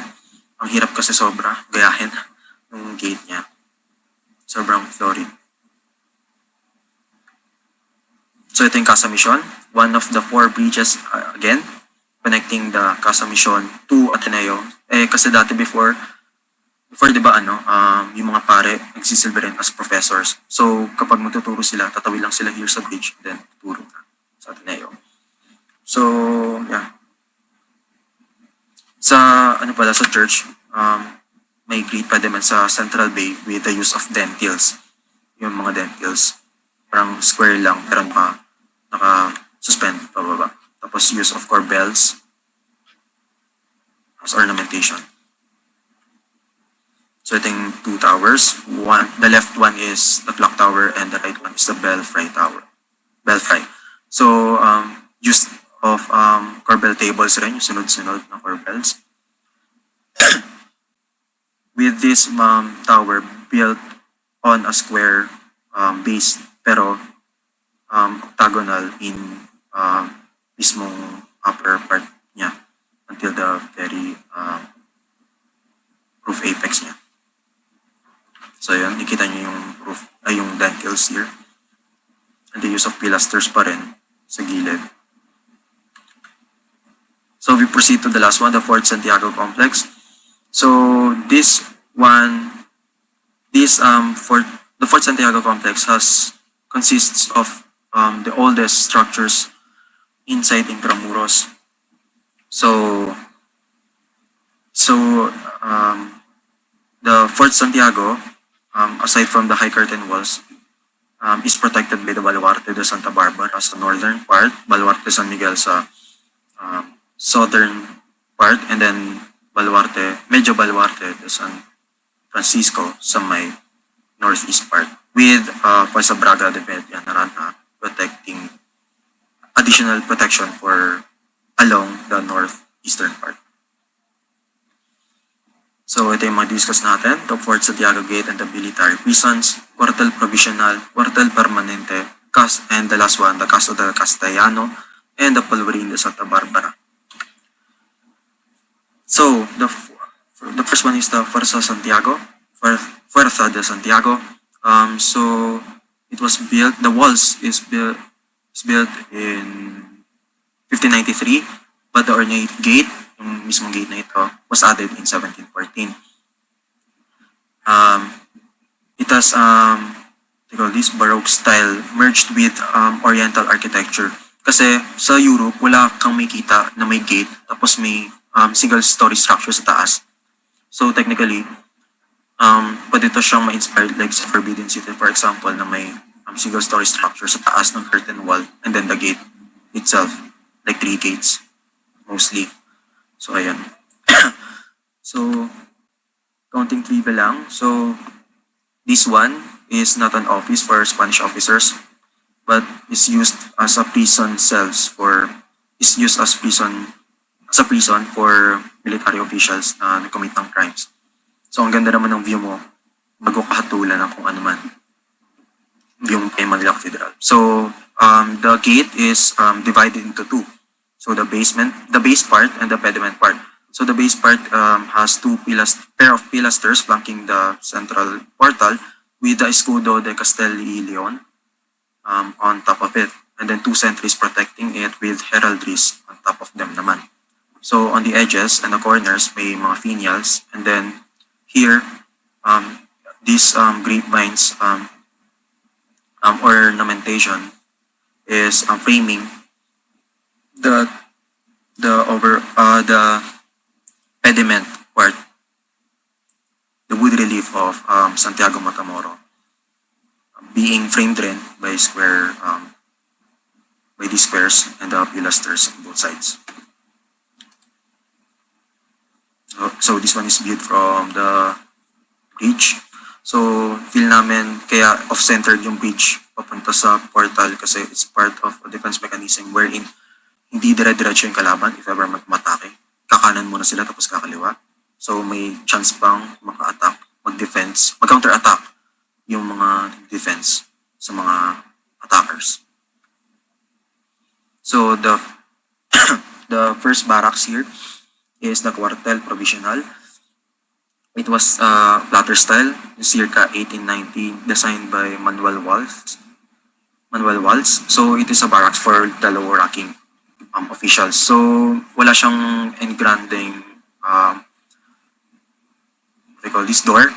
Kumbaga meron siyang pair of doors and then meron din sa dulo on each side.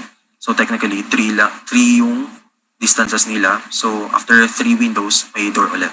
So these 2, pagpasok mo dito, kwarto agad yan ng mga low-ranking officials. Tapos colonnades yung ginamit for the grabing wide na paggamit sa bolada on the upper floor. So they used Persiana windows, ito, mga louvered windows, Persiana windows, instead of Capiz windows. And then espejos on a continuous use of espejos all throughout the structure and ventanillas lined with the ventana. Arch windows rin yung ginamit sa baba as well as yung arch doors. So it is symmetrical plan actually. It has a W shaped layout pagtitingnan mo sa taas. So if merong quartile for the first companies or the low-ranking officials, meron naman for the high-ranking officials. It is designed by Fernando de Cordoba, a Renaissance Revival style architecture. So this one is facing quartile provisional. A quartile for two companies. Companies consists of 200 to 300 soldiers. So ganun karami. So ito, may consideration naman sila sa mga taong nanirahan dito. So pagpasok mo, hindi agad-agad kwarto. Kundi may stairs pa yan, may vestibule, ganun. So it is the only neoclassical structure within the Fort Santiago compound with the said design. So wala masyado siyang ornamentations, kundi nasa gitnang central bay lang. So pilasters lang yung magsisilbing additional design niya. So yan, symmetrical balance yung ginamit. Ito, yung part na dito, sa may right part, yan yung reconstructed part na yan ng Rizal Shrine Museum. So ito yung Casa del Castellano, yung house of the fort's commander. So this one is designed as well by Manuel Waltz. And is used as additional storage for gunpowders. So ayan, varying yung windows niya kasi may ibang protruding, may ibang isas naman, tapos typical rectangular windows lang. Pero yung sa mga protruding, mga typical upper stories ng bahay na bato. Ito ginagamit as for storage purposes. And then nandito yung Postigo de la Soledad, kung sa tumakas si Monde Anda nung inatake na sila ng mga Briton, nung matatalo na sila. That's the first time nag-wave ng white flag sa palasyo. So, bago ka makarating syempre sa platform ng Santa Barbara, dadaan ka muna sa Balsa Braga de Media Naranja. So, ito yung additional defense to counter the attacks from the riverside.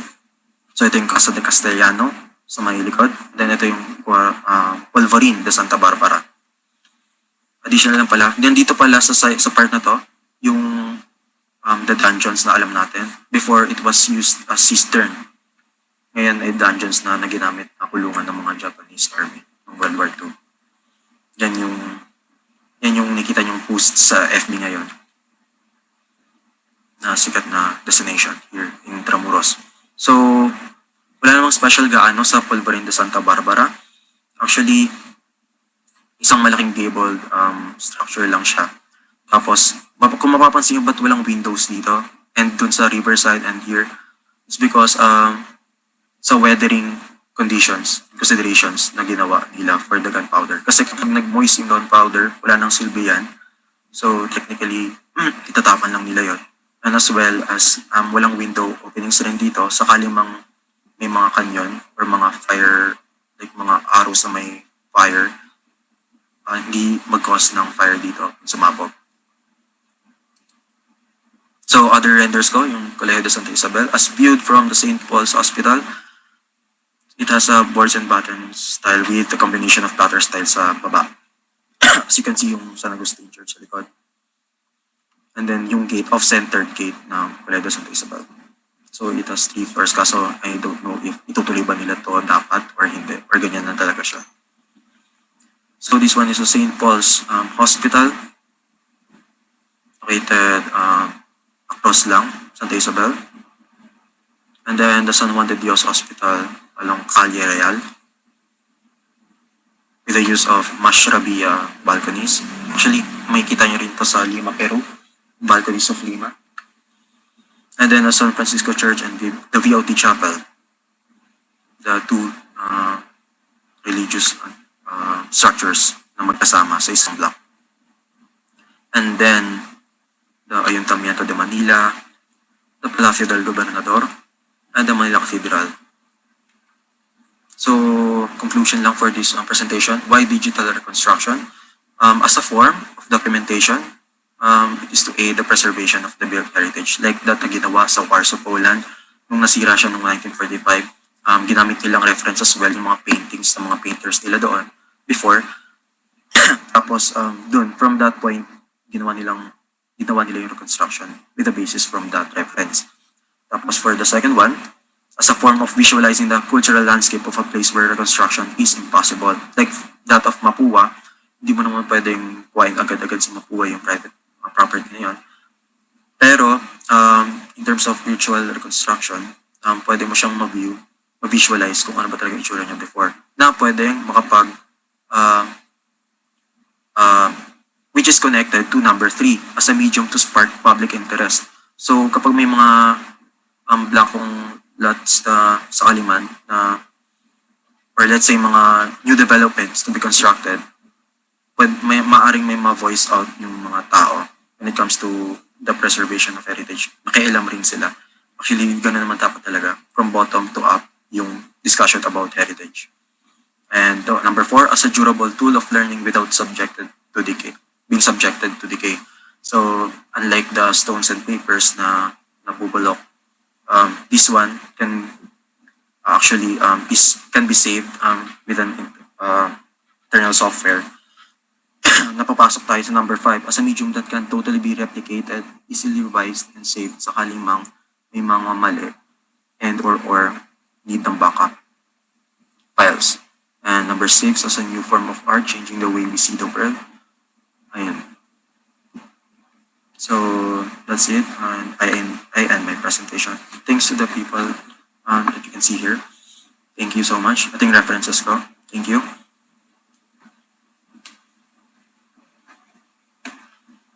Thank you so much for that, Mr. Wico.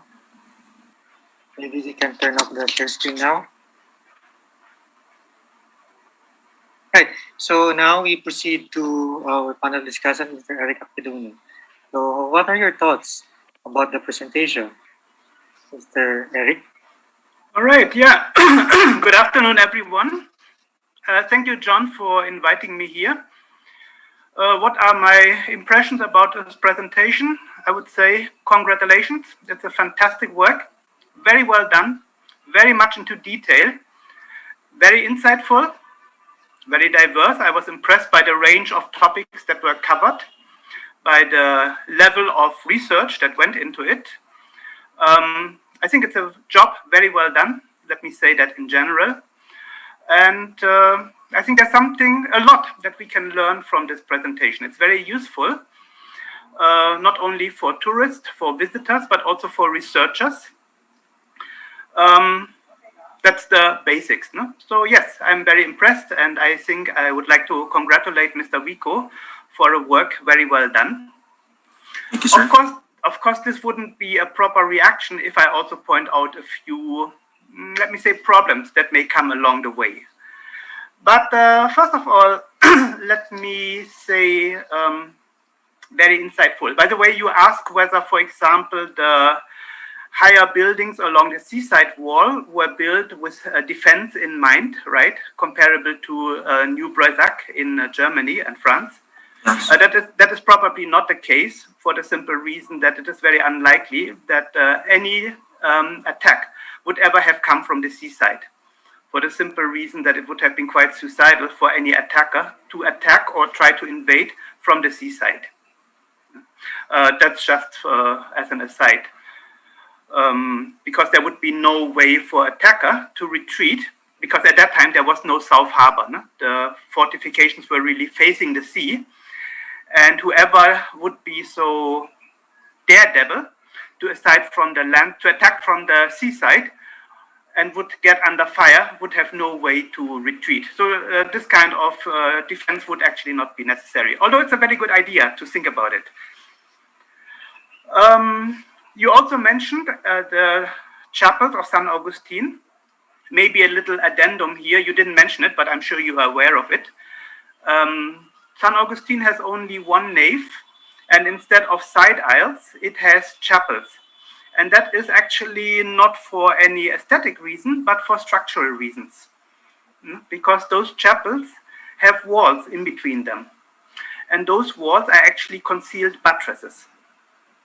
Massive buttresses, camouflaged as chapels, And they are necessary because San Agustin is the only church in Intramuros that actually has a stone vault. In fact, it's the only church in the Philippines that has a massive stone vault from the colonial era. All the other vaults in our churches are actually wood, made to look like stone.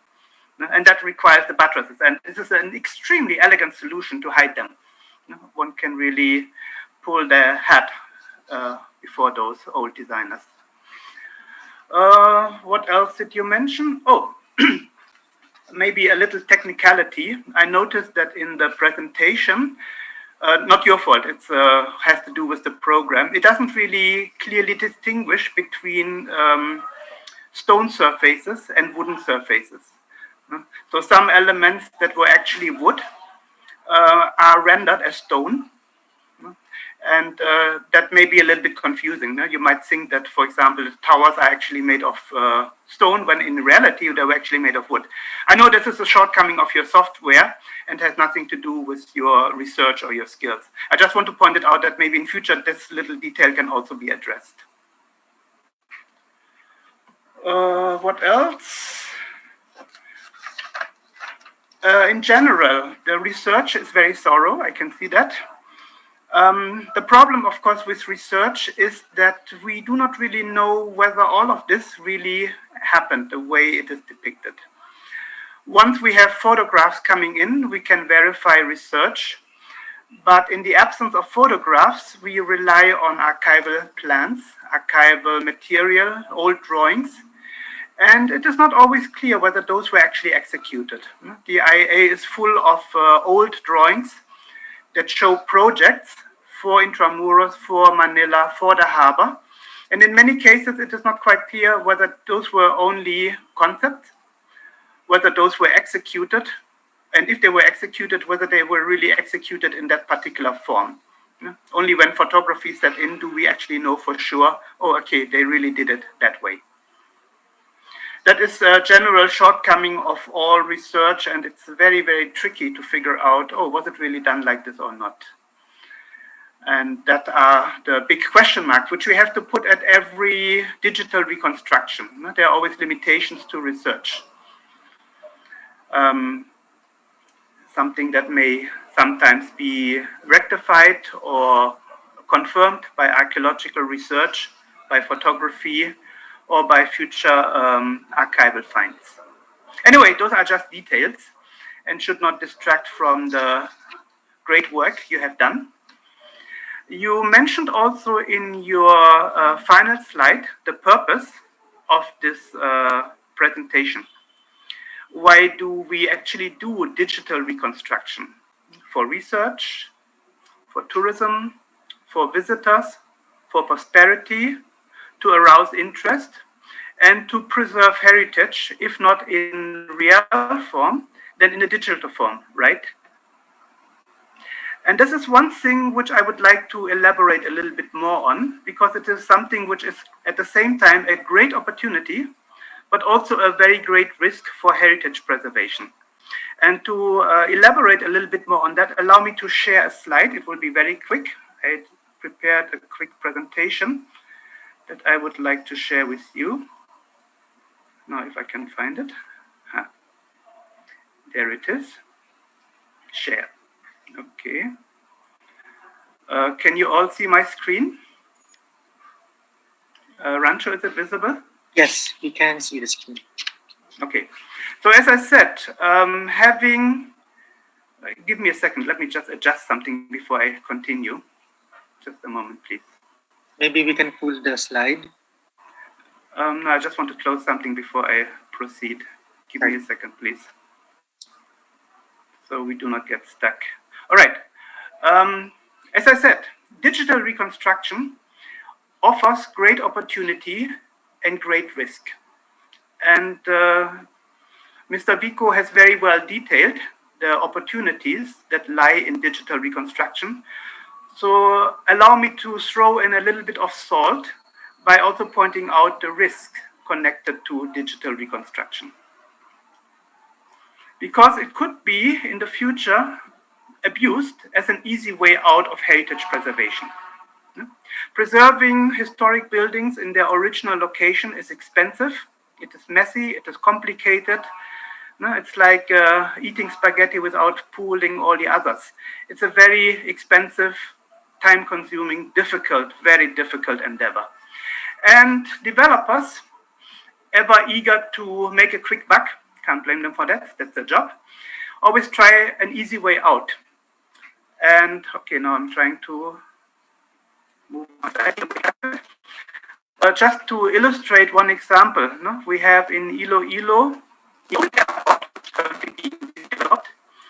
and it contains an old airport control tower. By the way, can I still be heard, Rancho? It's a little bit choppy at some points. Okay, let me just repeat that. Yeah, your audio is a little bit fuzzy. Hello, I think the connection is a bit poor. It's still fuzzy, unfortunately. Maybe that will help a little bit. I'll switch off my video and adjust the slides. Okay, is it better now? Yes, yes. Okay, great. So just to illustrate a point, no? The old Iloilo airport is being redeveloped. Heritage advocates asked for the control tower to be retained as a historic monument, which of course is not very cheap and not very convenient. So one proposal by the developer was, oh, let's just build a replica, shown here on the left picture. Sometimes in other cases, we have historic markers that we put on historic buildings. But unfortunately, the markers do not follow the building, but the site. No? So you have a lot of those markers nowadays on modern buildings because the original one was destroyed, demolished. But the marker is still there, although it bears no connection whatsoever to the structure that we currently see.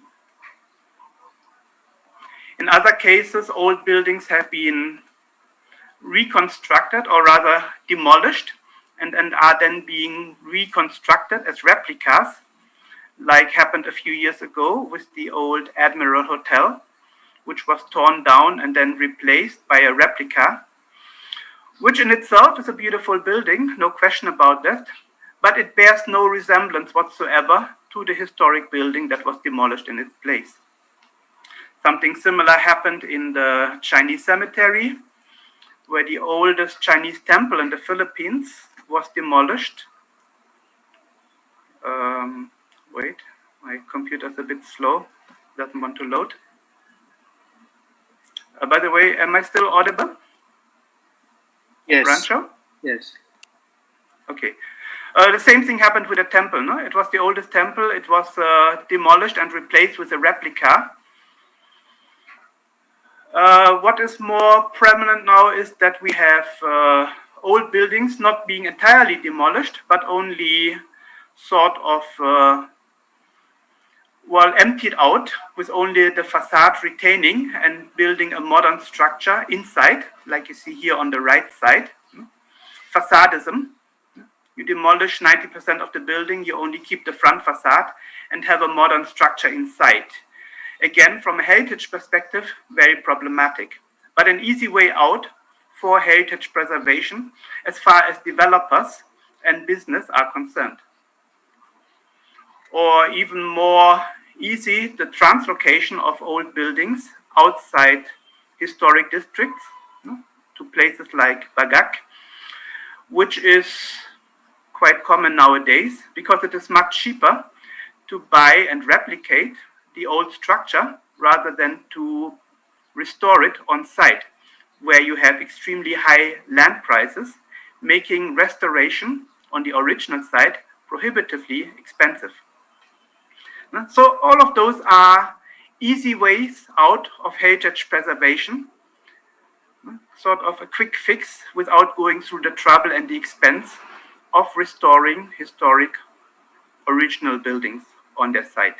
By the way, if I may do a little bit of advertising for myself and for Dr. Fernando Schalzeter, we just came out with a book, Endangered Splendor, Volume 1, one of 3 volumes, where we discuss, among others, issues like this, issues of heritage preservation and proposals how to go around it. aside from also describing, of course, the architectural splendor of Manila, which is in the other chapters.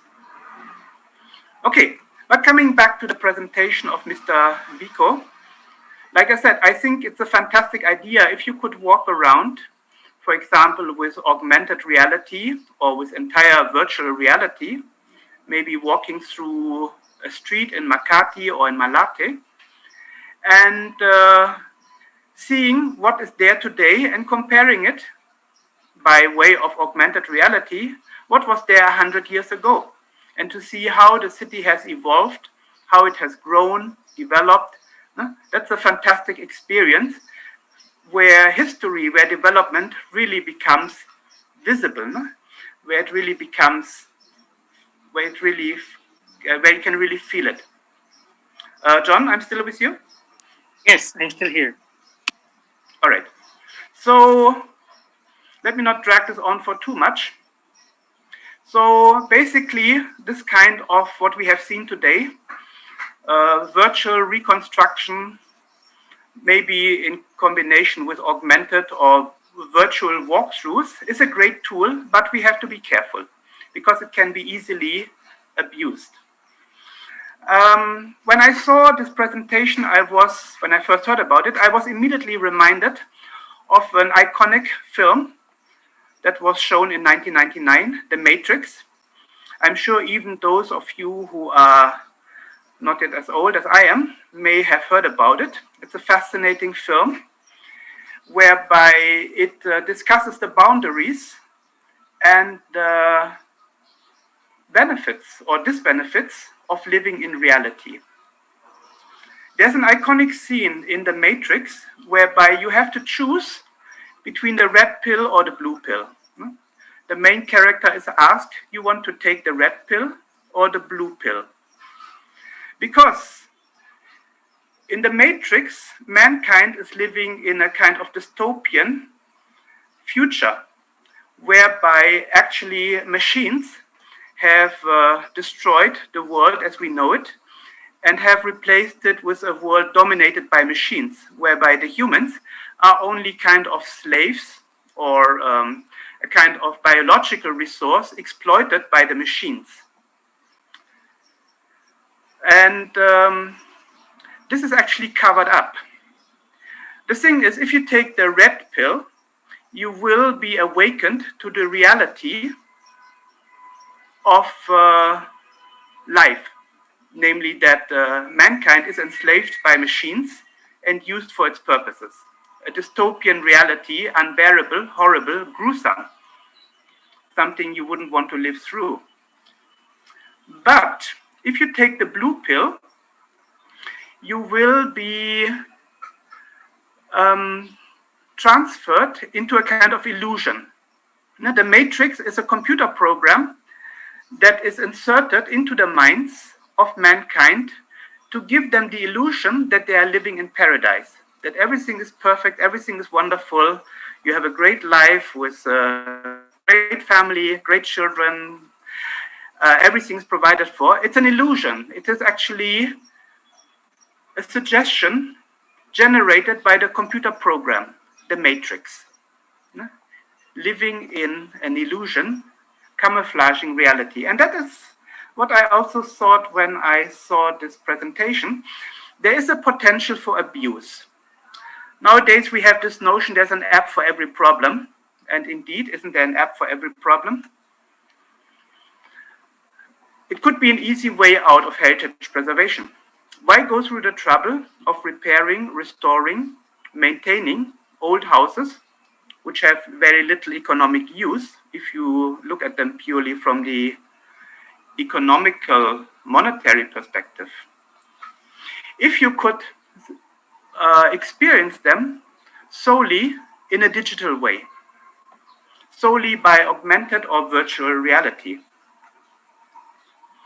By walking through Quiapo with a kind of this headset, not noticing the decay, the decline, the landscape, and just seeing it as it would have been 100 years ago.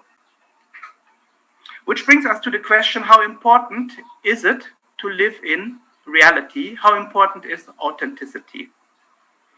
That's a question up for debate. Let me just share one example.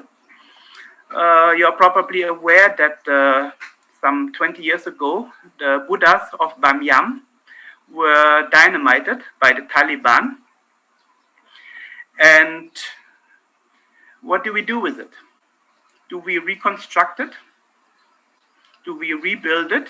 Or is it good enough to create a digital, technological illusion, like was done here in 2015 when the Buddhas were reconstructed, not in materiality, but rather by technology, by a projection of the original statue into the empty niches?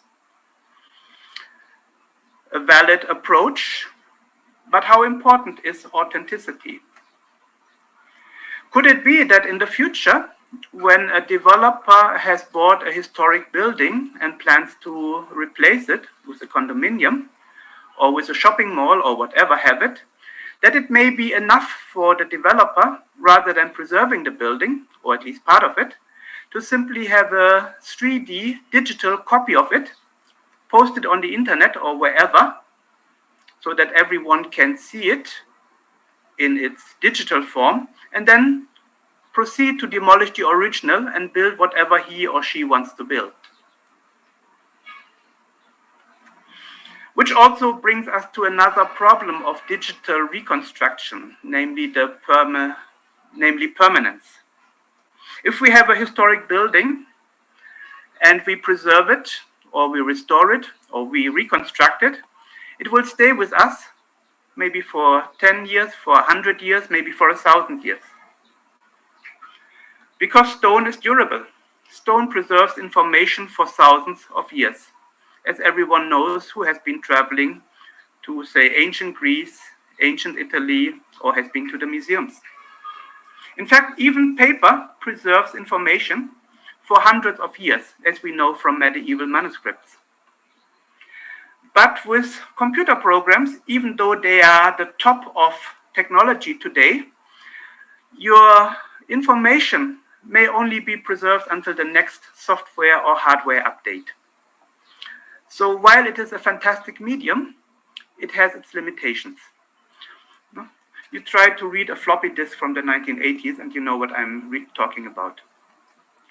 So talking about virtual reality, 3D reconstruction, a good idea in certain scenarios, but we should not lose sight of the fact that heritage is more than anything else about quality of life. It is not only seeing it, but it is also walking it, feeling it, touching it, going into a building, experiencing it, experiencing the weather, the rain, the sun, to smell it, to sweat it out as you walk through heritage sites, rather than enjoying it from the comfort of your sala. The full experience of heritage goes beyond the visual and involves the full human body, with all the sweat and tears and physical exertion. I'm quite sure that very soon technology will also be able to simulate that in some kind of digital manipulation, because increasingly technology is blurring the boundary between fiction and reality. Could it happen that one day we are content with virtual reality only? That we are content with just walking through a historic district by means of augmented or virtual reality, and do not mind at all if the original is being demolished to make way for a shopping mall? This is a very thin path we are walking. Therefore, I repeat, it's a great tool. It's a great work, what we have seen today, but please treat it with caution, because it can be abused in the wrong hands. With that, I say also maraming salamat po, and great job done. Thank you so much for that, Mr. Akpedonu and Mr. Wico. So the discussions from both of you are very insightful. Now, Intramuros was, sorry, Erica, we can turn off the, right. So, just to add to the discussion, Intramuros was arguably one of the most destroyed localities anywhere in the Philippines with only two buildings that have survived after the war, the San Agustin Church and the Araulio building. And however, Intramuros being wiped off from the face of the planet is not new. It has been repeatedly destroyed several times already before during the colonial era. For example, in 1645, an earthquake demolished Intramuros completely. So 1945 is not new. Ilang beses siya na-destroy, ilang beses na siya na-reconstruct. However, the war of 1945 is new in the sense that it was never again reconstructed afterwards. It was left to ruin for several decades until 1979 when there was a serious effort under the Intramuros Administration. However, even with the best efforts, reconstruction, while can be considered ideal in some instances, is, of course, as Mr. Akpedonu has stated, full of challenges, and some can even argue that the practicality is doubtful. As such, it is indeed a refreshing experience to see again Intramuros in the past come alive in your 3D drawings, Prince. So it is a very refreshing lecture. A lot of the pre-war sites are long lost now, but with your drawings, we get to experience an alternate reality where the heritage of our imperial city have not yet been destroyed by war. However, with that alternate reality, as Mr. Akpedonu has elaborated, there are risks as well.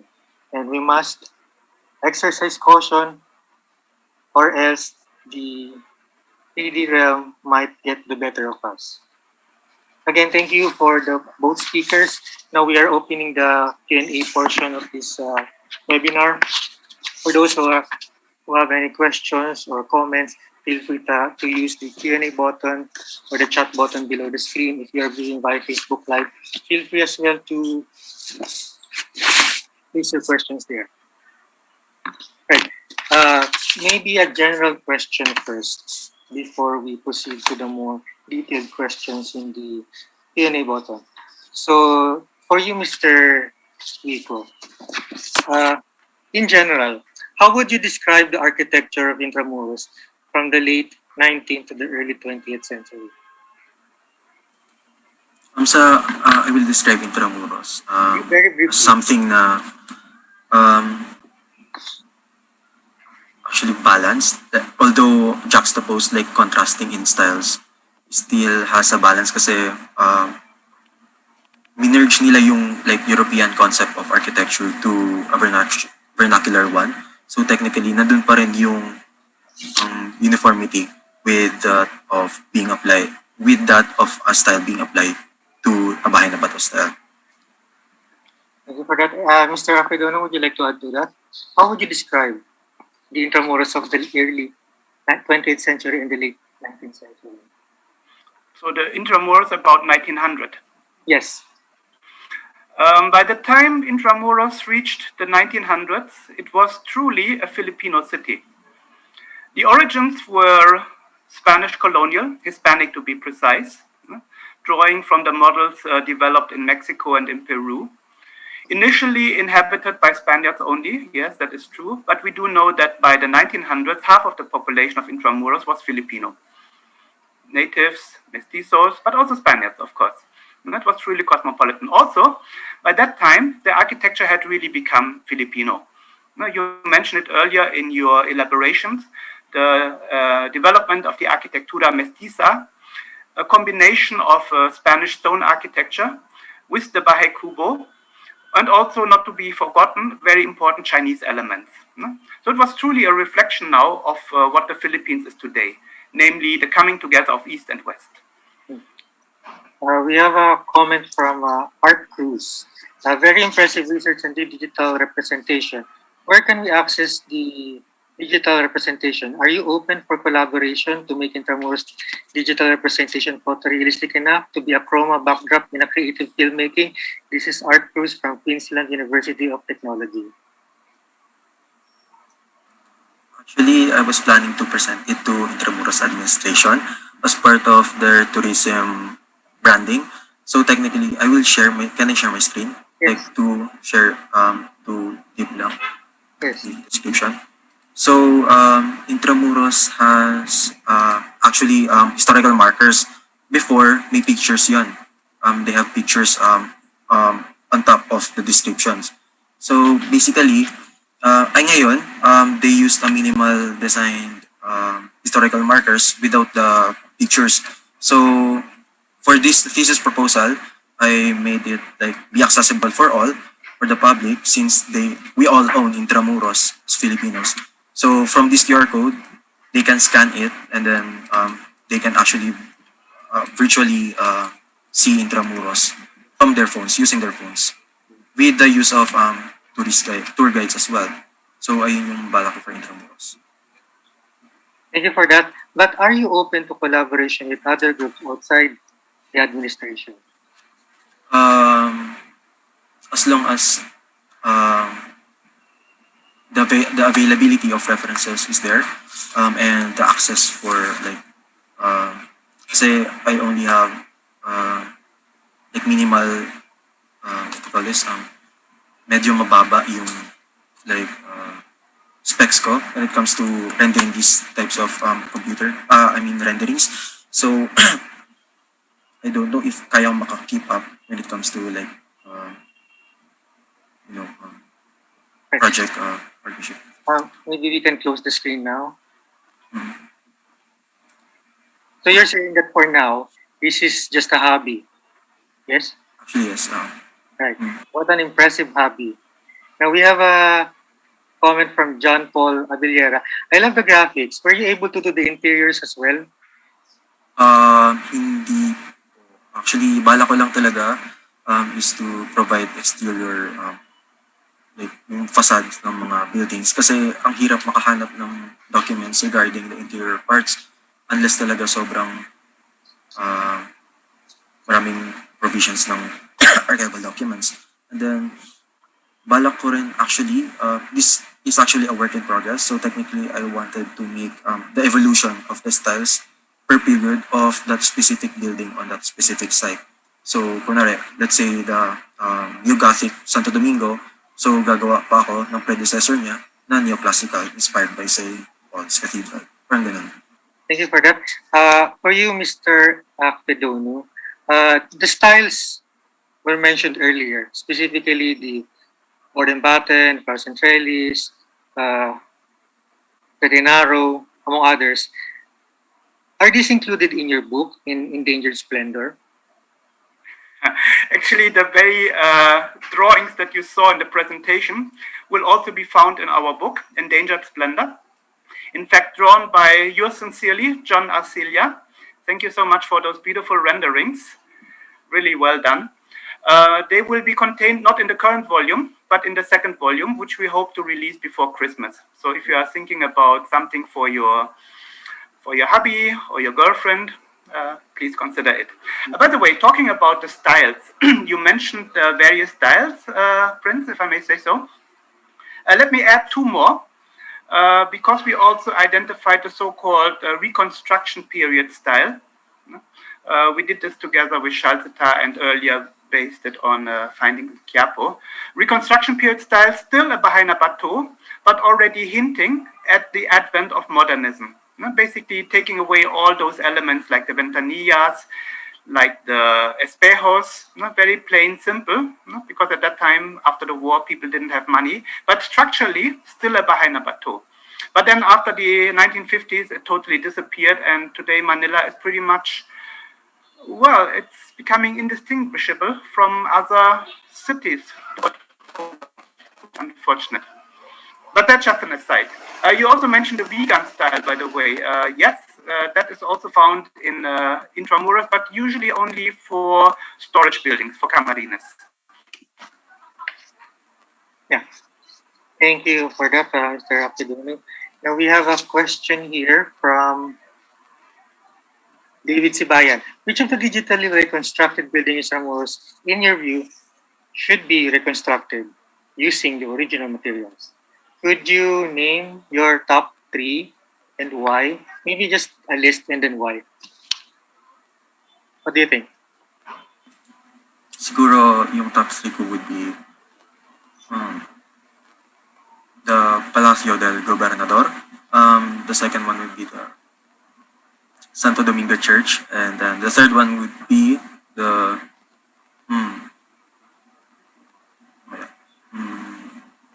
I think San Juan de Dios Hospital. Kasi for the first one, yung sa Palacio del Gobernador, actually, yung current Palacio del Gobernador ngayon, masyado niyang nakuha yung essence ng like yung grand effect ng cathedral if you're viewing it from the Plaza Mayor. So technically, para makomplete lang yung essence ng European atmosphere within that Plaza Mayor, I think I wanted to reconstruct yung Palacio del Gobernador. For the second one, the Santo Domingo Church, kasi kakaiba siya as compared to other churches na mostly neo-Romanesque and neoclassical styles. So it is the only neo-Gothic church inside Intramuros before, and located lang siya in front of our house here in Intramuros. So ang ganda naman sila yan siguro pag gising mo sa umaga, nasa tapat mo yung Santo Domingo Church. And then the last one would be the San Juan de Dios Hospital. Naisip ko lang kasi kulang yung hospital sa loob ng Intramuros. So basically, pwede rin yung like additional facilities for healthcare system. Mr. Akpedonu, someone here is asking where they can buy your book. It's available, of course, with the Ateneo de Manila University Press, who is the publisher. It's also available on Shopee, to my knowledge, although I have been receiving notifications of late that it's not available there, so I have to follow this up. But officially, Shopee is the other online outlet. Are you also in eBay? Do you have e-books? Sorry, what is the question? So are you also available in other sites aside from Shopee, like eBay perhaps, or Lazada, or just Shopee? Not that I'm aware of, but I can check with the publishers and get back to you, and maybe you can announce it during the next session. Right. Thank you for that. But not to my knowledge at this point in time, not least because of the pandemic. Thank you for that. Now, Mr. Wico, how would you distinguish the architecture of Intramuros from the Spanish era versus the American era? Is there any difference? Actually, Weberman, basing on the styles, I can't see like any differences. Unlike dun sa ibang styles, of course, let's say prevalent siya during like the 1900s and above. Yun yung for the American era na. And then for the 19th century styles of the Bahay na Batos, yun yung naglalay under sa Spanish era. So, ayan. Hindi ko distinguish. Mr. Akpedonu, would you like to add to that? Well, you can see, of course, with the advent of the Americans, we see the massive use of concrete. We see the use of the times, the styles of the times. No? We already had those revivalist styles during the Spanish period that is being continued into the American period. We see buildings becoming larger. Think of the reconstructed Letran. We see Spanish-era buildings converted into what is now fashionable. You mentioned earlier the Araulo building, which is actually Spanish in origin, but then it was added another story by the Americans in concrete, and then giving this very turn-of-the-century look with the American emblem and pretty much all the neoclassicism that you would expect from the time. So I would say in general, modernization, not a radical break with the past, but rather a continuation in a slightly modernized version. We have to keep aware that the Americans were very much aware of the historic value of Intramuros, and therefore did not impose structures that would have been out of place and out of scale. Thanks to Burnham, who recommended the preservation of Intramuros as a historic monument. So it's a continuity in a more contemporary material and form, but not a break. Thank you for that. Now, to wrap up our question time, Mr. Wico, what is your message to those who are interested in starting with their own 3D models in documenting heritage? Siguro based on experience, siguro huwag kayong iyak ask for help from anyone, especially if this is like heavy, research heavy, and as well as some more details heavy na when it comes to architectural, in an architectural sense. So I think yun lang yung sabi ko. And continue doing what you love. Kasi I, a resident of Intramuros, really wanted to see something like have a change when it comes to the perspective of seeing Intramuros, not a modernized city, but it also has a rich history to tell. So technically, I wanted to like part na yung idea na what do you call this? Maging masipag sa mga ginagawa na endeavors natin. Yun lang. Thank you for that. And one last question. Mr. Akpedonu, earlier you mentioned the risks involved in 3D art. Now, how do you suppose we can lessen those risks? So what are your suggestions? Not to be content with the virtual only, to put it on a very general plane, to insist that the heritage is not only visual, but it is also experienced with the full body. That goes for all aspects of life, not only for heritage. No? We have to be careful that we do not end up taking the blue pill for everything in our life, being content with digital versions. Maybe I'm old-fashioned, but it makes a difference whether you go out into the wild to find a date or whether you go to Tinder. It makes a difference whether you travel to a country using Google Earth and Street View or whether you move your body there, taking all the dangers, all the risk, all the uncertainties to experience it bodily. It makes a difference whether we experience heritage virtually or physically with all the efforts involved into it. There is no silver bullet. Digital reconstructions are very useful tools. I would like to see them used more in places where there is no more heritage left, like, say, the city center of Sydney, in Malate, maybe Makati, so that we can feel and understand the passing of time. But it should not prevent us from demanding that our heritage be preserved physically and perhaps even reconstructed physically, no matter the cost. My 50 cents and sermon for Sunday. Thank you for that. That ends our question time. Now, before I finally close this webinar, I'd like to promote our Facebook, Twitter, and Instagram channel. So the Intramuros Administration is available in social media. And then we also have a YouTube channel. So if you missed this episode or if you came in late, do not worry because this session is recorded. And you can view this recording later. Just key in Intramuros Administration. And we've also digitized our museum collection, well, some of it. And a lot of our archival materials have also been digitized. So we keep them at the Google Arts and Culture page for the public to see. Just key in Intramuros Administration.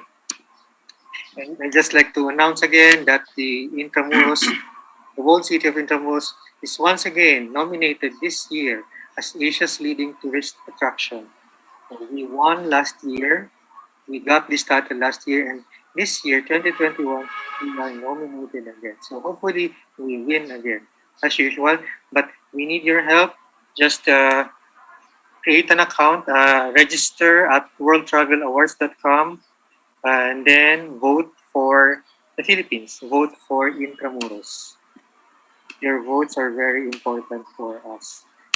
And then finally, next week, we are going to have our 62nd episode of the Intramuros Learning Sessions with Diana Padilla from the UST Miguel de Benavides Library. We're going to talk about the Heritage Library of the University of Santo Tomas. Specifically, we're going to talk about the rare book collection of the university. So this is quite an interesting talk, especially for the bibliophiles out there. And then the following week, again, we are having another session of the Intramuros Learning Sessions.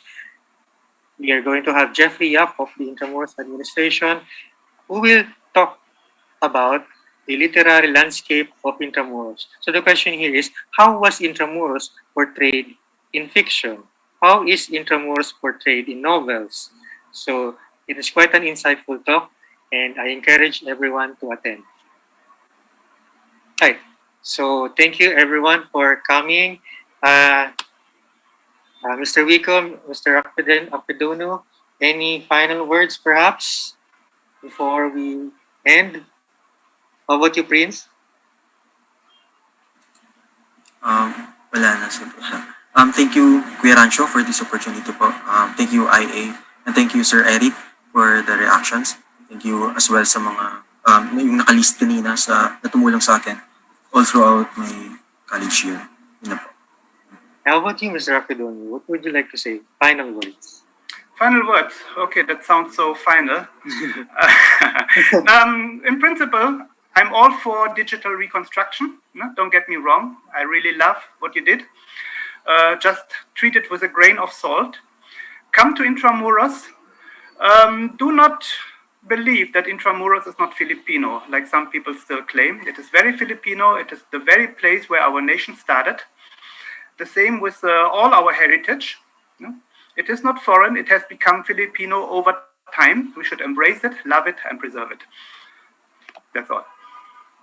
Thank you so much for that. And I agree with you, Mr. Akpedonu. Don't just settle for photos of Intramuros or digital photos of Intramuros. Come to Intramuros physically so that you can enjoy the physical experience of Intramuros. Right. So that ends our webinar for today. And we look forward to seeing you again next week and next week. So thank you everyone and mabuhay po.